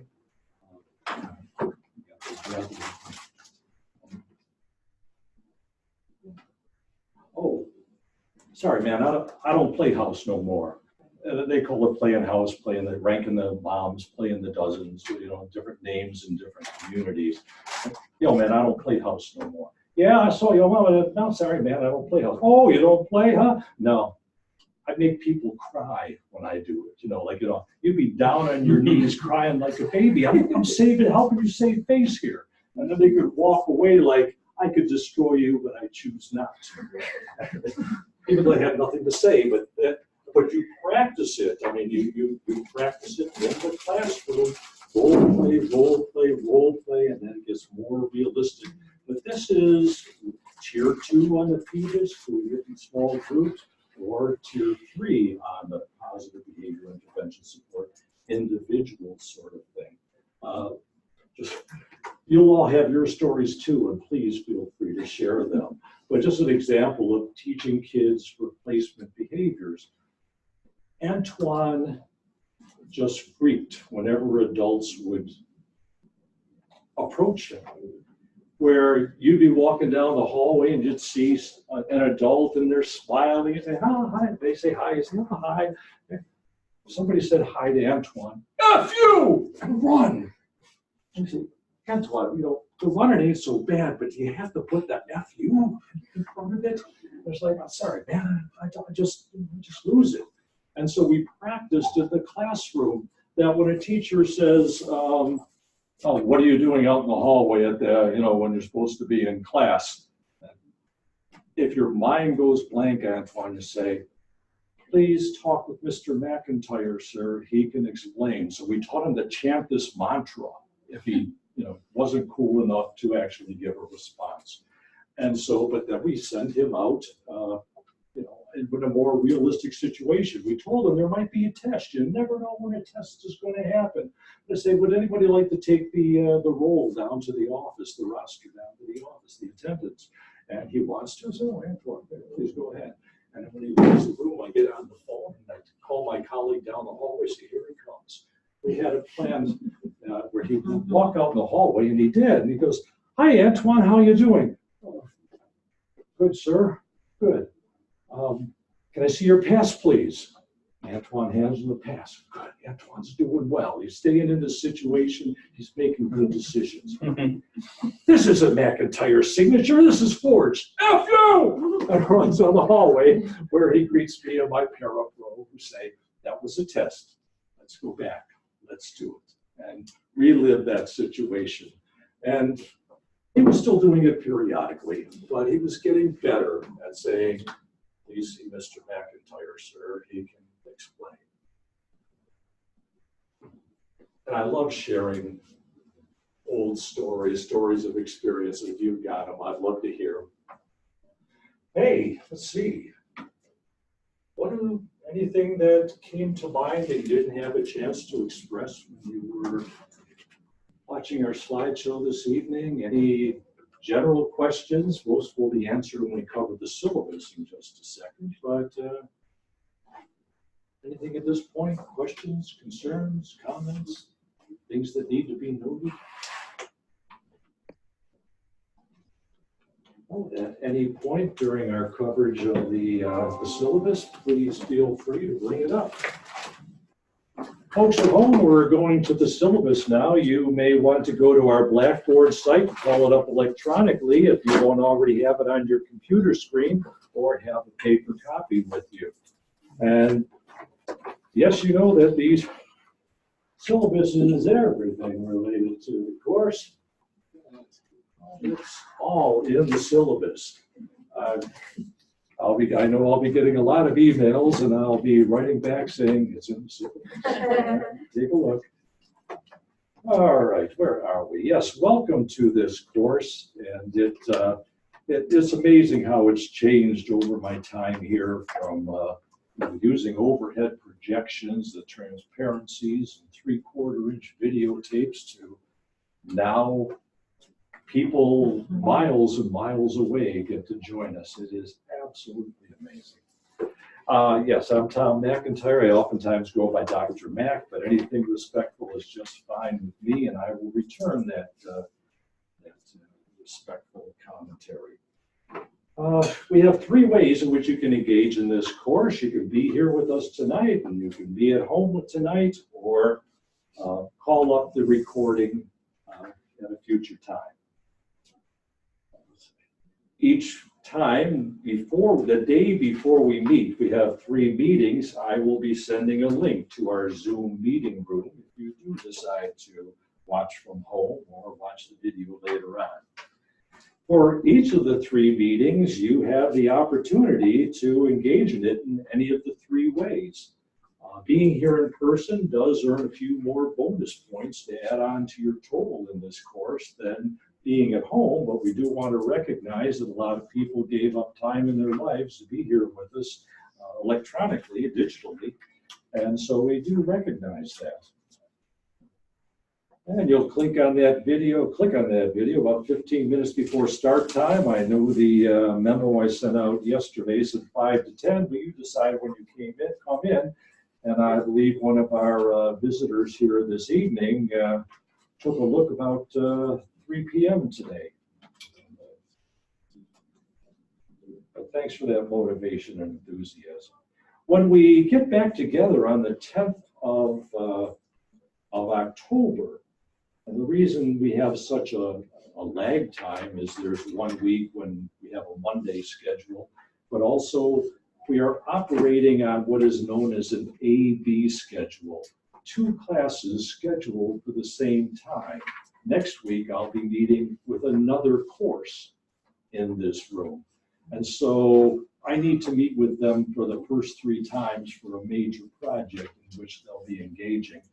And so the next time we'll be available to meet will be the 10th of October, where we'll be looking at some examples. We'll be giving you some guidance, some support in the first 2 parts of a 3-part paper that you will be writing for this course. The first part involves defining a behavior that you see a kid display on a persistent basis. And doing so, not just saying the kid is out of seat or pesky. No, what actions can you visually or auditorily notice that indicate the kid's out of seat? Body no longer in contact with horizontal plane of chair. I mean, there's a special way to write when we are going to collect data, numerical information on a kid. And so we will be you'll dip your toes into the cold waters of our first couple of learning modules, really be able to wrap your brain around it. But then come on in, we'll do examples, discussions, we'll put up some definitions, and you'll find the flaws in them, we'll correct them, come up with some good definitions for behavior. We'll get to that at some point. And then we'll be coming back on December 5th, when we'll be talking about praise and criticism. There have been about 12, 13 different types of praise that have been studied. Only one or two actually do increase the behavior that we positively recognize. Most of the praise we use is either ineffective or sometimes even counterproductive. We praise a behavior and we get less of it in the future. For example, never tell a kid they're smart. We've got research that shows that kids will then not persist in activities and assignments that are given to them. We can say, wow, that was a smart thing to do, and look what you did to accomplish that task. But if you tell somebody they're smart, it can actually work against them achieving academically. Well, why would that be the case? Because for smart people, things come easily. And if I get something I struggle with, oh no, that proves I'm not smart. Smart people, it's easy. And they tend to give up rather than persist when they run across difficult tasks. So say that was a smart thing to do, but don't say that was smart. Good boy, good girl. No more labels of character. We will talk about one exception, though, when there's an age group, a developmental stage where that is an acceptable thing to do. See you on December 5th. Right here in the palatial accommodations of 1134. If you'd like to talk with me, I'm down there in the think tank at 914 West with my colleague, Professor Elizabeth Klein. The office hours, I post them on our website, or excuse me, our Blackboard site. So you can go, right now it's in the announcements section, but I'll be creating on the left sidebar a link that says office hours, and you can click different times, different days, and different weeks. I found that if I say Tuesday from 4 to 7, some folks can never make it on Tuesday. So I bounce it around. Yes, please. So the next meeting date is October 10th? Correct. That's after we've posted the target behavior on the message board. You're the person who emailed me today regarding that. Because there's so much material on that. Well, we have an assignment due before that time. Well, I'm asking you folks to post your definition of the behavior that you will be observing in a youngster and collecting data on. And that is all explained in our learning modules. And I'm also available during the office hours by email, or we can set up an appointment to talk by phone, Facebook, Skype. You know, just do it by email. We come up with a convenient time, and then by Skype, we can hold this up and scan it to me ahead of time. But we will work together, and it is probably the most difficult. Well, there are two very difficult things for a lot of people to fully comprehend and understand in this course. One is negative reinforcement. You'll get much more on it. We talked a little bit about it tonight, just sort of gave you a basic introduction. And the other is how to define a behavior that we want to see change, how to define it in observable and measurable terms that will allow us to collect accurate numerical data. I guess my specific question is, are the learning modules in an order in which the assignments appear? So like in order to write the target behavior for the message board, does that learning module appear first and then you go through it? And for the parts of the paper, is it following a sequence? Yes, and Let me make it difficult for some of our folks over here to see this. Please excuse my reach. But if you go to, on our Blackboard site, we've got the left sidebar with all these different links you can click on. And you'll click on the one that says Learning Modules. We have 15 learning modules, but they're split into 3 sections. There's like 3 learning modules in the first section, maybe 5 in the next, and there's a whole lot in the third. Each of these sections coincides with one of the 3 parts of a major paper that you are writing in this course. The 3 parts come in at different times.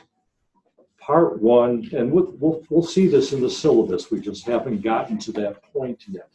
But do be aware that, let me give it to you.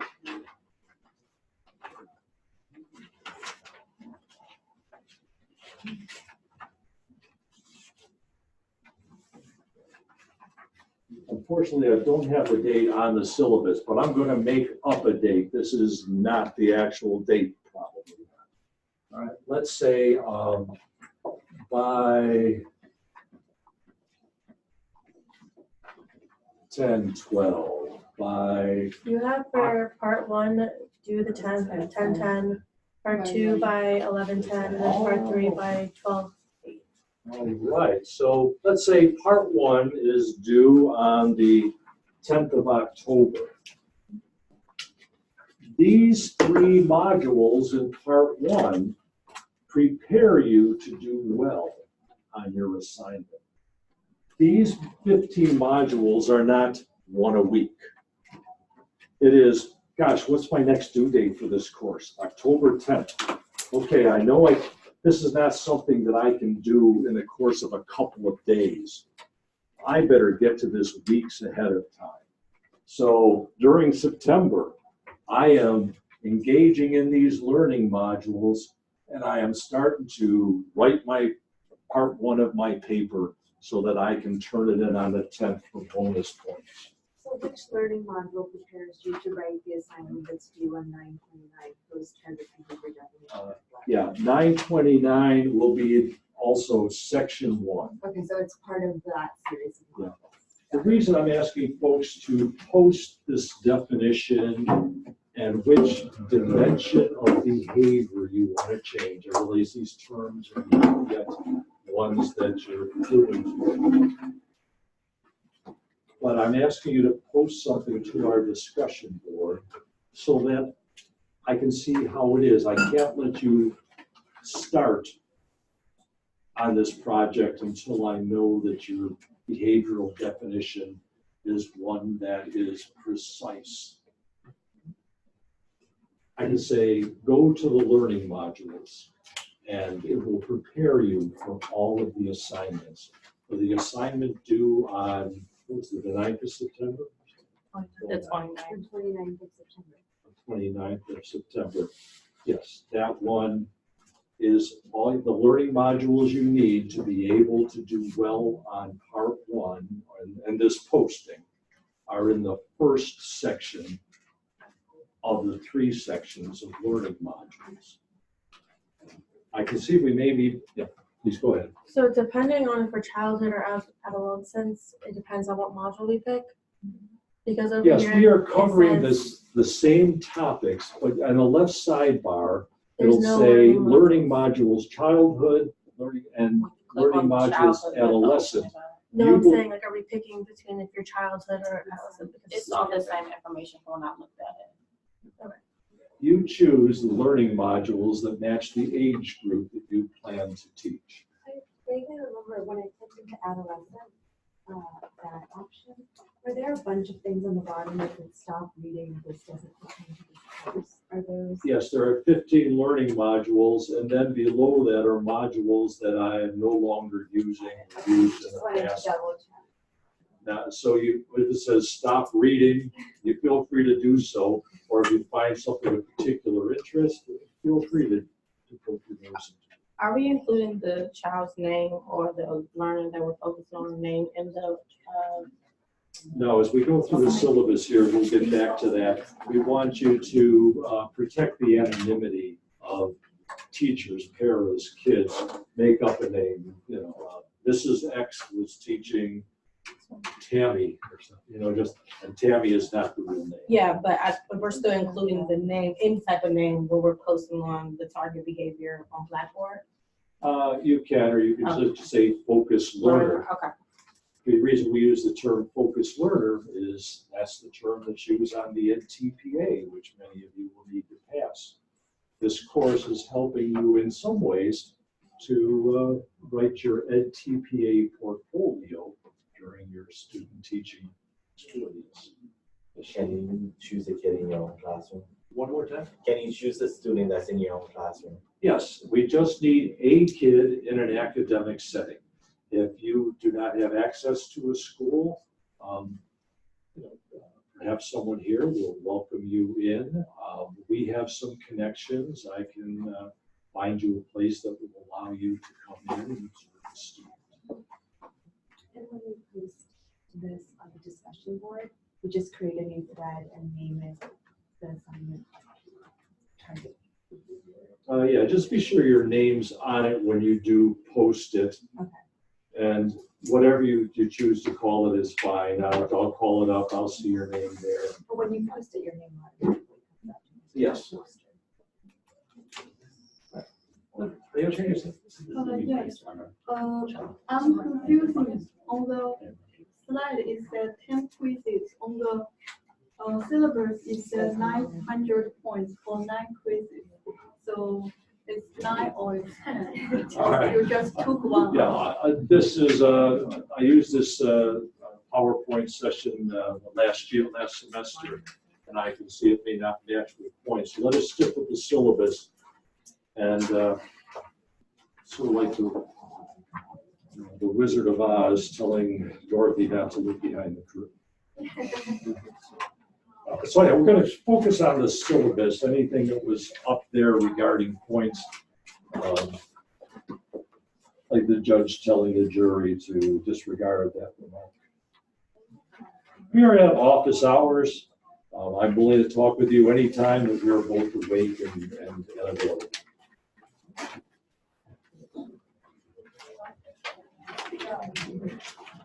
As we move on to the second page where it says email, please contact me at my Hunter College address. You will become aware of another one, but please contact me at my Hunter College email address. And please use your Hunter College email address.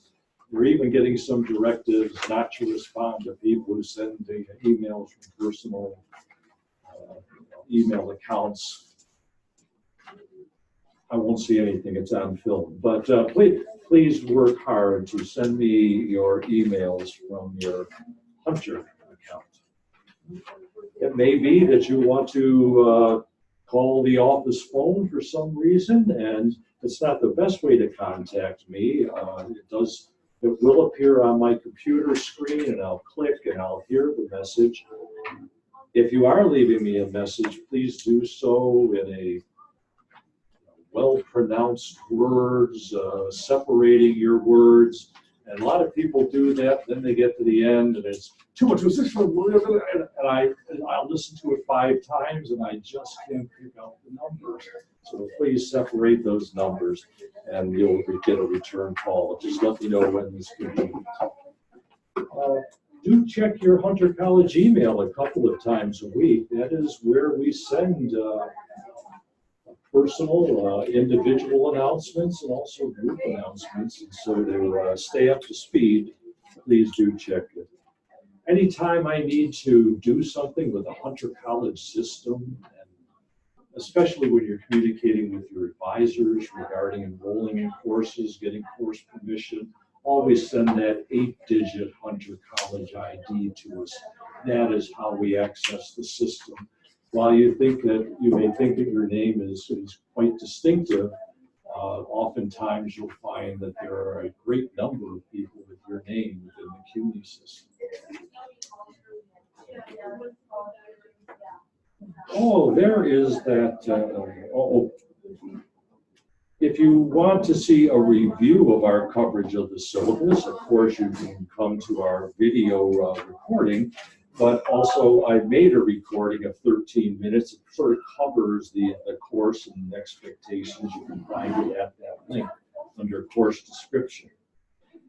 We talked about the 4 areas of classroom management, and you will have learning modules that cover each of those 4 areas to increase your skills and help me increase mine as you write your paper.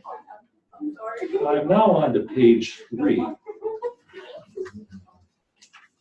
We are going to, as it says in the first paragraph, move away from coercive methods.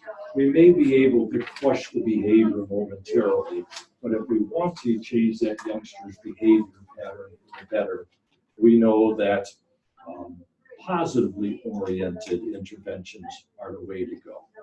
And that's the way to build self-regulation.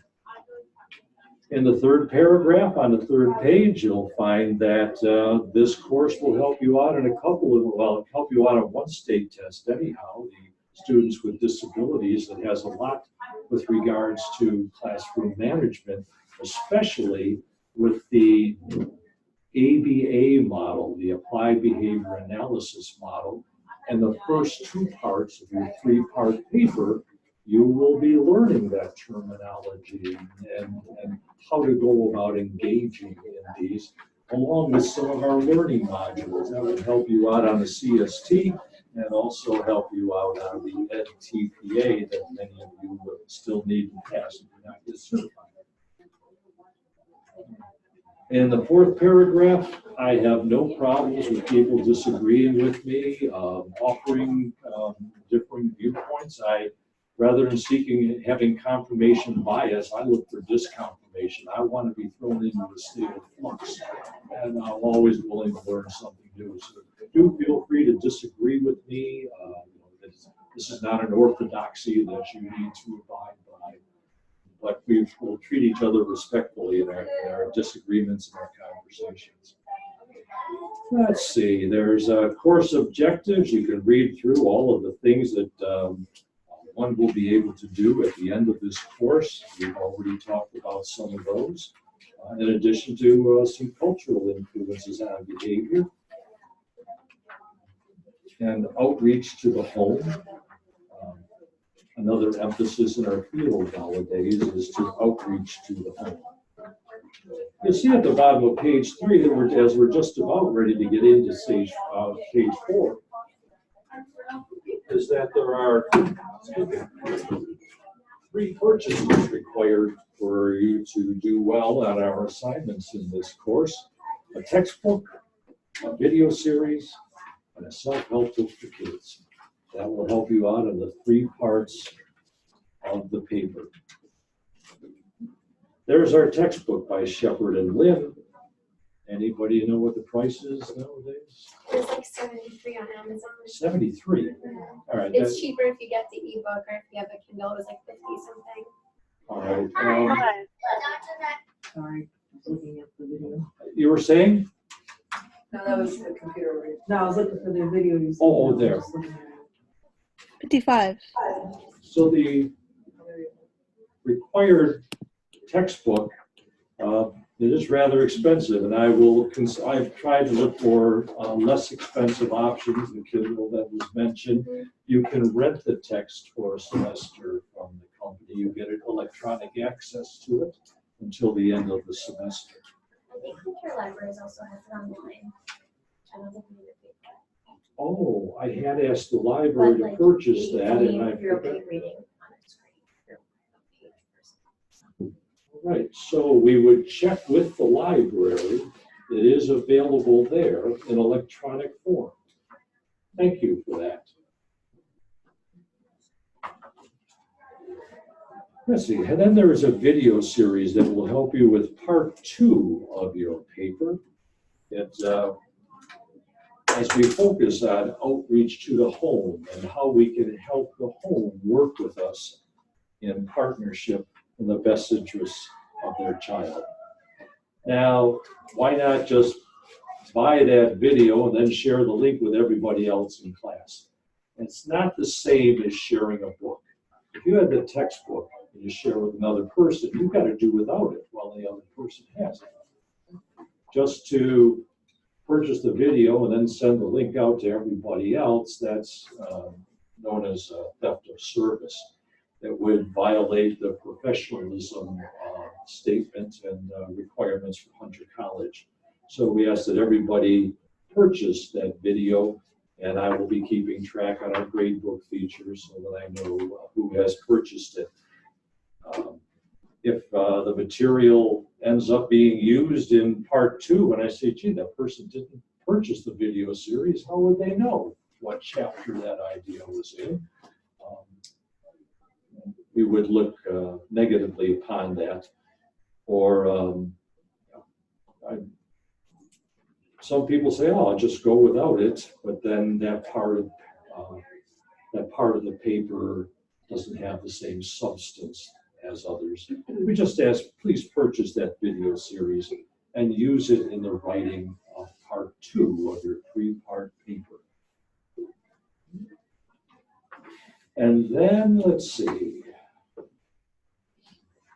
We have a self-help book that we ask you to purchase. It may be that you're working with kids who have, or your focused learner, the youngster who's the subject of the first 2 parts of your 3-part paper, has been diagnosed with having attention deficit hyperactivity disorder. Well, gee, there's a self-help book for these kids, and you'll want to read it and pull some ideas from that, and which parts would you recommend to your focused learner. Perhaps you're working with a youngster who's on the spectrum, the autistic spectrum, and that self-help book, you're only going to choose one of the self-help books for part 2 of your paper. There's one there for kids who show disruptive and aggressive behavior, acting out behavior, the behavior challenges survivor guide.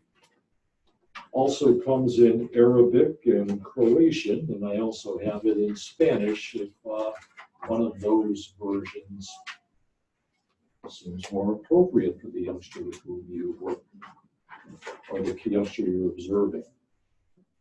And if you're working with a youngster who has learning differences and difficulties, choose that survival guide that's at the top of page 5.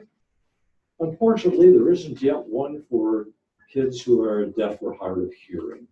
And maybe you're able to locate a book. I suggest some resources that will help you in part 2 of your paper if it's appropriate to your focused learner, the kid you select to be the focus of parts 1 and 2 of your 3-part paper.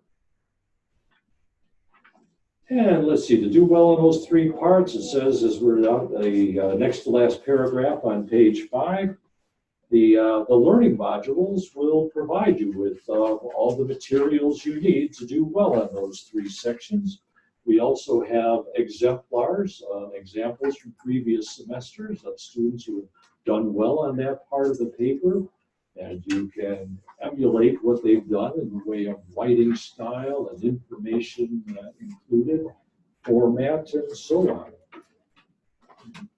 We also have rubrics for each of the 3 parts of the paper, so you can use that as a checklist. Have you accomplished everything at the proficient level?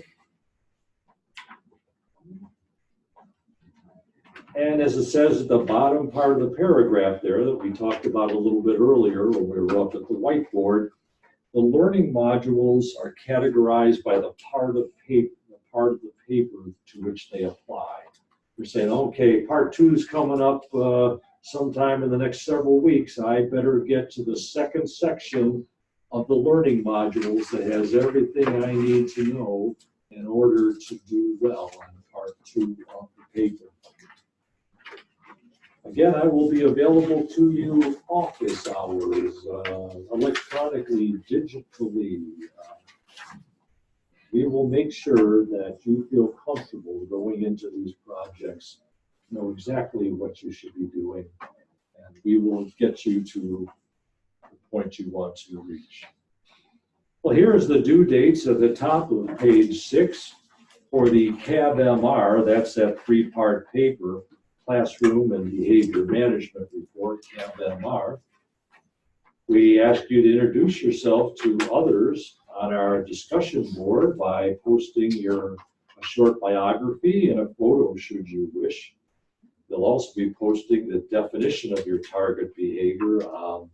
We talked about that a little bit earlier. But there are the due dates. Know that you can't decide, oh, okay, I'll get this done in the next couple of days. This is weeks of work in the learning modules to prepare for the due date.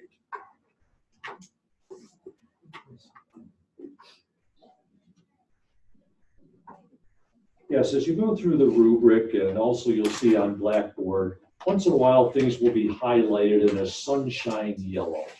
And that is not so much for you as it is for our accrediting agency. We will have folks coming in here a couple of years from now who are going to look at whether we meet all the criteria that we should meet as proclaimed by the Council for Exceptional Children, the major professional group in special education. And so anything highlighted in yellow, you don't need to know it. It is for the eyes of our accrediting agency. Okay, I'm now at the top of page 7, and I hope that you are there too. All of the assignments and exams explained. All of the assignments must come in to me in order to get a passing grade. Now, if the due dates come in earlier than or on the due date, I give bonus points. I don't penalize. You're 1 day late and that's 5 points off. I mean, I focus on the positive, which is what our course is all about. We want to motivate people, try to do so in a positive way. Although fear can be a good motivator, but not, it interferes with the relationships that we're trying to develop. All right, yes, in the second bullet point on page 7, just yes, plan far ahead. It would be difficult to create one of these parts of the 3-part paper in just a mere week or two. Boy, it looks like a whole lot of points there in bullet point number 3. 200, I don't know, how do we even say that? 2,030 points that could be earned in this course. And if you get the bonus points for submitting your projects before or on the due date, that's going to boost your grade in this course, or the total points in this course by about 3%. And now we individually look at the assignments about halfway down page 7. We ask you to post that description of yourself and your interests and perhaps show us a photograph of you engaged in those interests. That will get you 10 points toward the 2,030 that we're seeking to attain.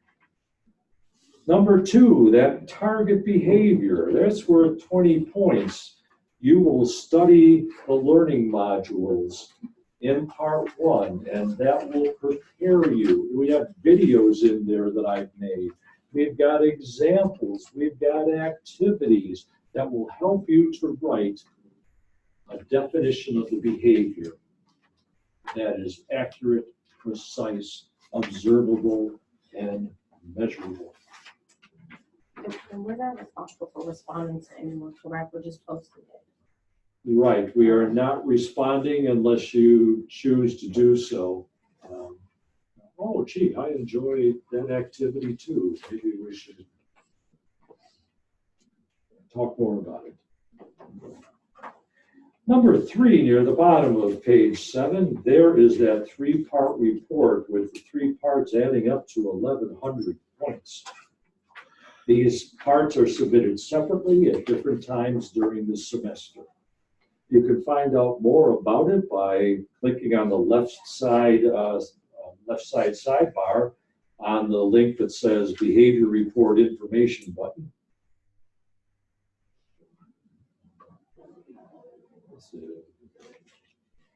And you'll find in those learning modules a lot of material that would probably end up to many hundreds of dollars that you will have access to for free in this course. We managed to work that out. At the top of page 8, just to be sure that you're on the right path and your paper is in the condition that will receive the grade you hope to achieve, you'll want to consult the rubrics, you'll want to consult the exemplar examples that have been provided for you. And if it's not quite up to snuff, then I'll return it to you and ask you to rewrite it. A small penalty then for getting it in a little bit later. But I'd like to see a high quality paper, as I'm sure that you would like to see too.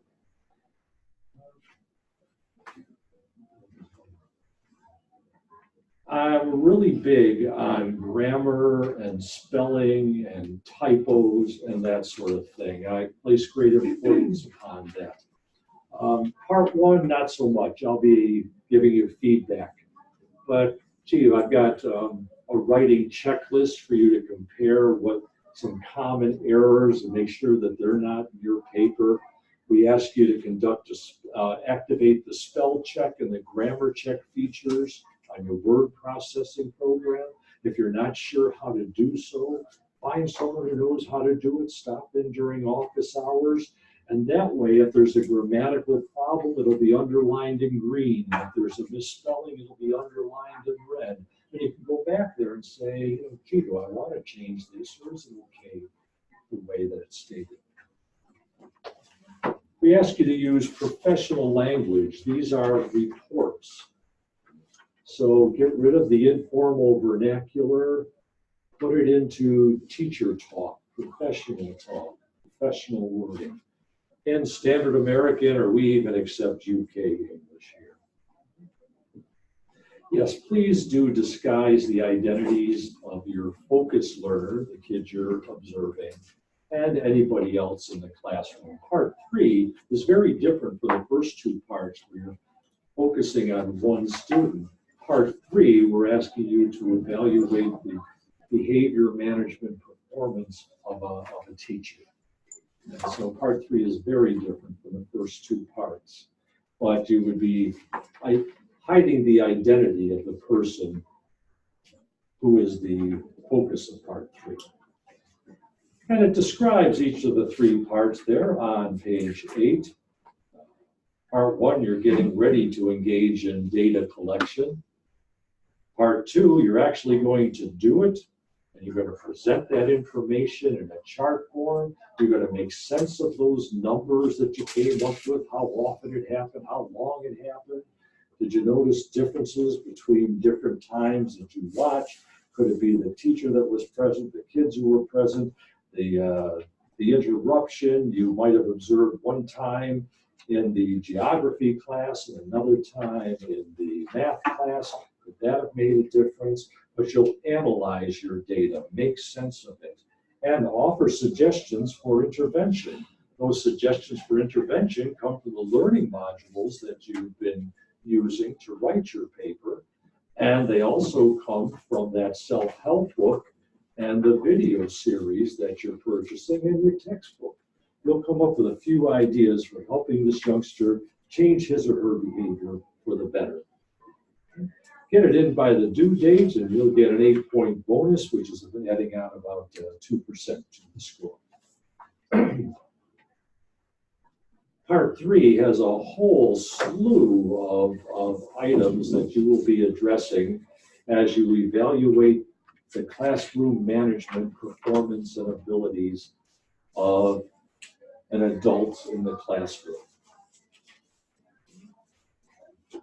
And you see there the due date, but I've got to have it by the 19th of December. And sometimes I realize life comes crashing down on people and you just can't get it in by then. But, please do try to hit that final due date. As we're on to page 9, you'll find again examples and exemplars. The grading criteria is listed there, not too far down from the top on page 9. And you'll see that jumping above a 94 percent is no easy task. It's going to be quite a paper that you write, and I look forward to reading. Strong achievement, a mighty fine paper, but it could have been improved quite a bit. That's going to end up in the mid-B range. Just look at the rubrics, the writing checklists, and the exemplars.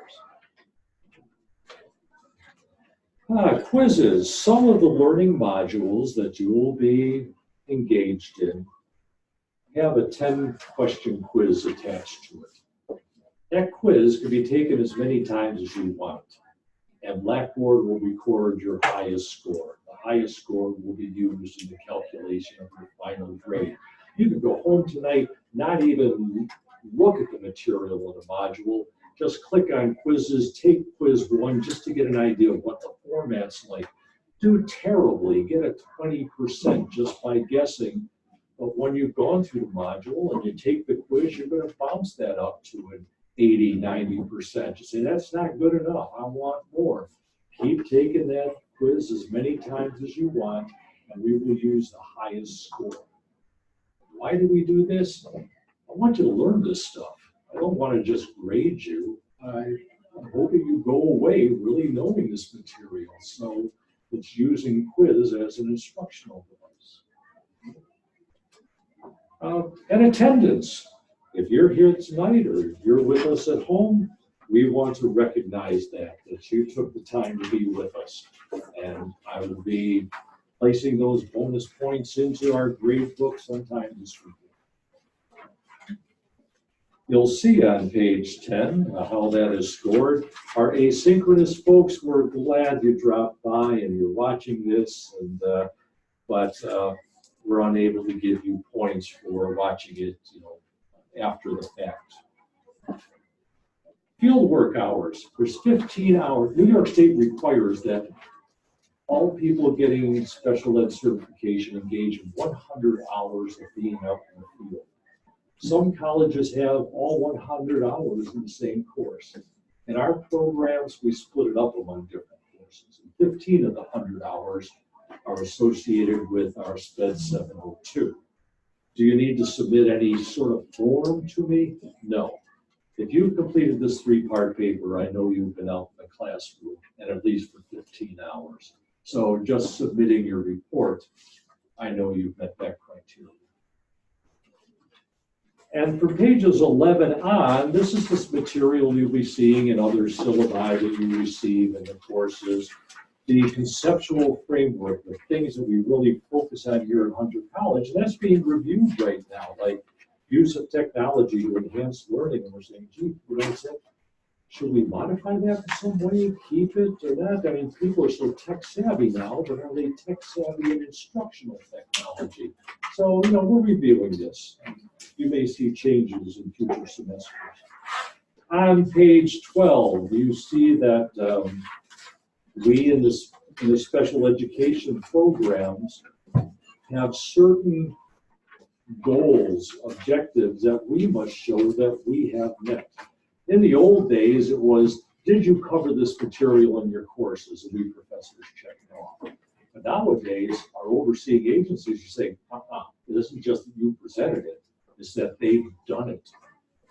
And so we have to work collecting all sorts of data. But you can be aware that of the 7 standards placed upon us by the Council for Exceptional Children, we meet 5 of those in this course. And then as we move on to page 13,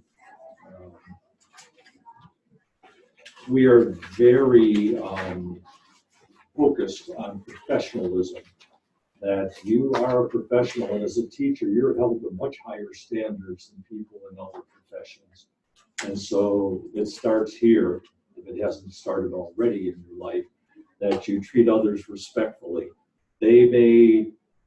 A professor may make a decision that you don't like. There's a grievance procedure you go through. You can present yourself respectfully, your viewpoint, and if you don't get the reception that you'd like, then there's a grievance procedure. We have had some unfortunate incidents with belligerent language and threats and things like that. Most folks are no longer with us saying that. That is far outside the bounds of professionalism between colleagues, between professors and students, staff members here too. We treat everybody with respect. We may disagree vehemently, but we do so in a professional manner. Very serious consequences. But they'll also catch you being good. Moving to the bottom half of page 13, let's see. Just some of the, what we consider to fall under professionalism. And one of the hardest parts for folks nowadays is number 3. How do you not pull out that phone in class just to sort of find out what's going out there in the social realm? But we give you a break. We give you a texting break, 5 minutes through class here, 5 minutes in class, and that's the time. If I see you texting, I'll ask you to please go out in the hallway and handle that important issue.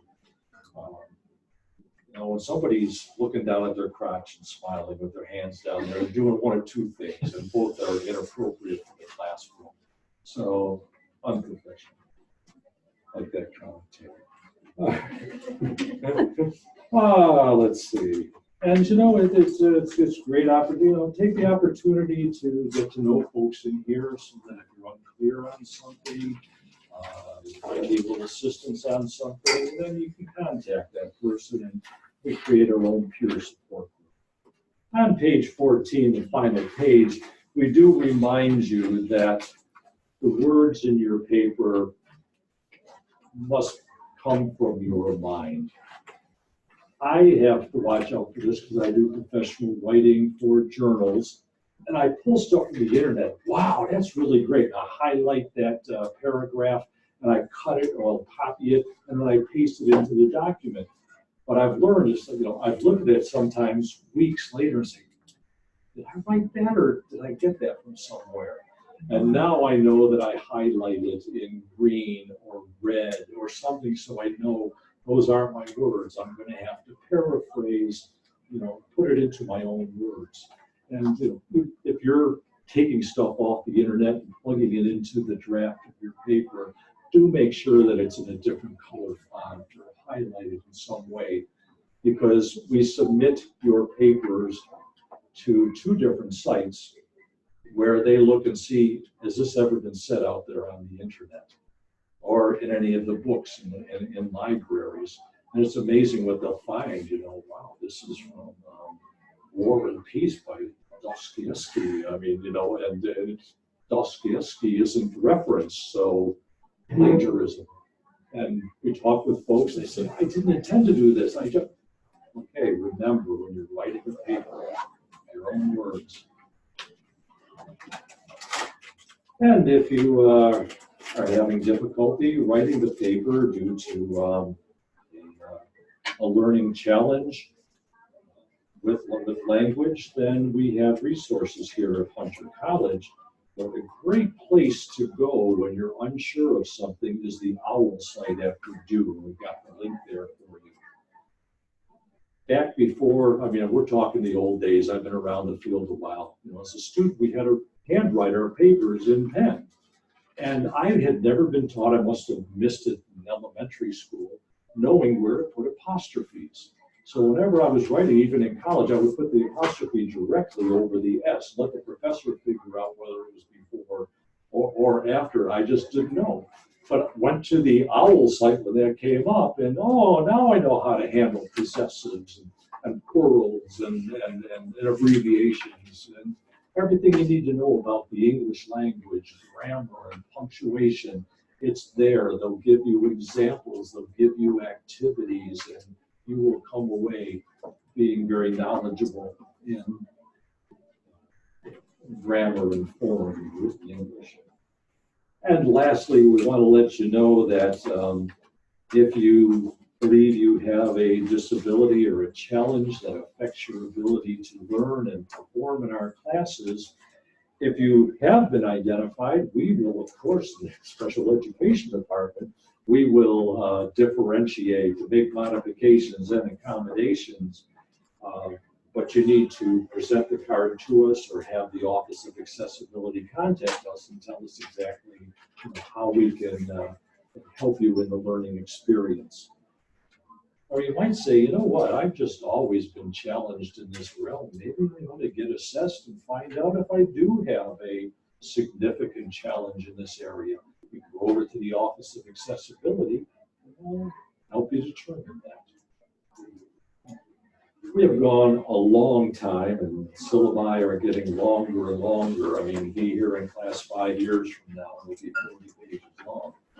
But questions, comments for the whole group, and certainly I'm willing to stay here and individually answer the questions, but anything that popped up unclear, I mean, you'll get clarity by going through the learning modules at Blackboard site, speaking with me and your peers. But if anything just it would be great to address it at this particular point. I will figure out how to get back to be with you folks next class. Thank you at home for being with us, and do send me that email letting me know that you attended this evening. To those of you attending after the fact, it's been good being with you. Drop by sometime in my office. Good night. Thank you. Thank you.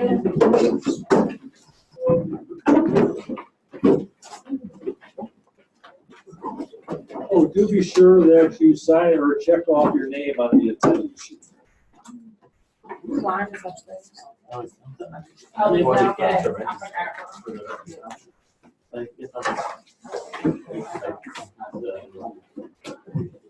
I've been talking about registration issues that I do remember we talked. What has happened? You tried? I said that I needed. Hi, I'm Anita. Hi, I literally texted. I'm like, I really think I see her. Like, I have to. Are you involved in enough of this? You may be off. I mean, I'm just taking this one. I wanted to do two. Who do you think I was? Some other freak that knew exactly who you were? 7:50. Get in here. Yes, you need. I've been like asking you lots of questions.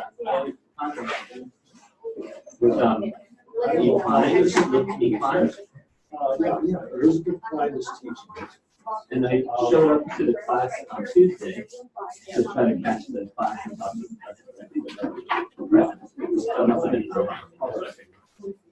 Email me tonight tomorrow. Like we talked about last time, get me in the SPED. There's no reason we should right now. Yeah, it needed some sort of permission. That's not what you said you need to do. Yeah. We will get you in. But is it too late? I'm gonna get a. If they do, hey, it's another lot of people. And I did get. Oh, yeah? Oh, yeah?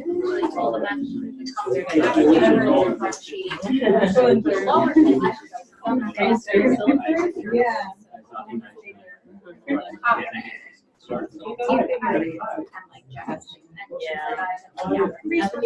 I just wanted to introduce myself. I'm Anita. Oh, already. That's right. Yes. Yes. And you've got. I have a class on math. And you're not the only person who's going to be.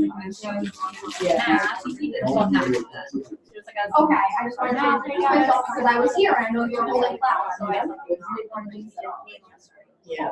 Well, thank you. Now you are here. Yes. Let's see here. I will be watching the video. If they ever don't have class, I will. and we'll have up the video. Yeah, hopefully watch the video. Okay, great. For some reason. They either quarantine TV because of what they said. My videos. I have an entire Yeah. I saw one of my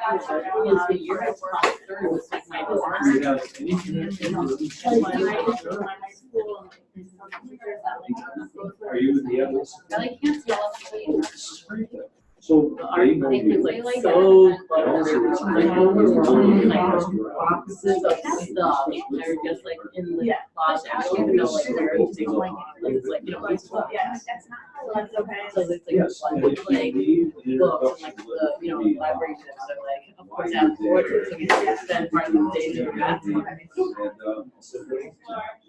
I wasn't bothered. It was all just a lot of overwhelming to just coming in like no educational background and stuff. So You're in the MLS before, so you're seeing a lot of theater writing. yeah, I'm thinking And also, really long. I think it's like a role. So spend time for their that's this. Like what class is that? Like what's the time? I know Nadine. You're telling like Oh.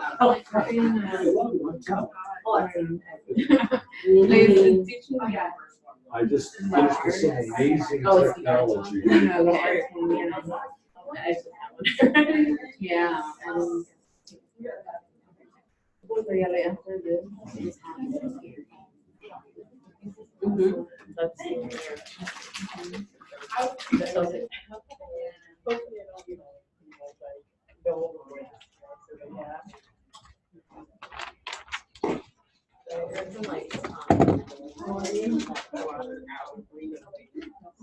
I don't know.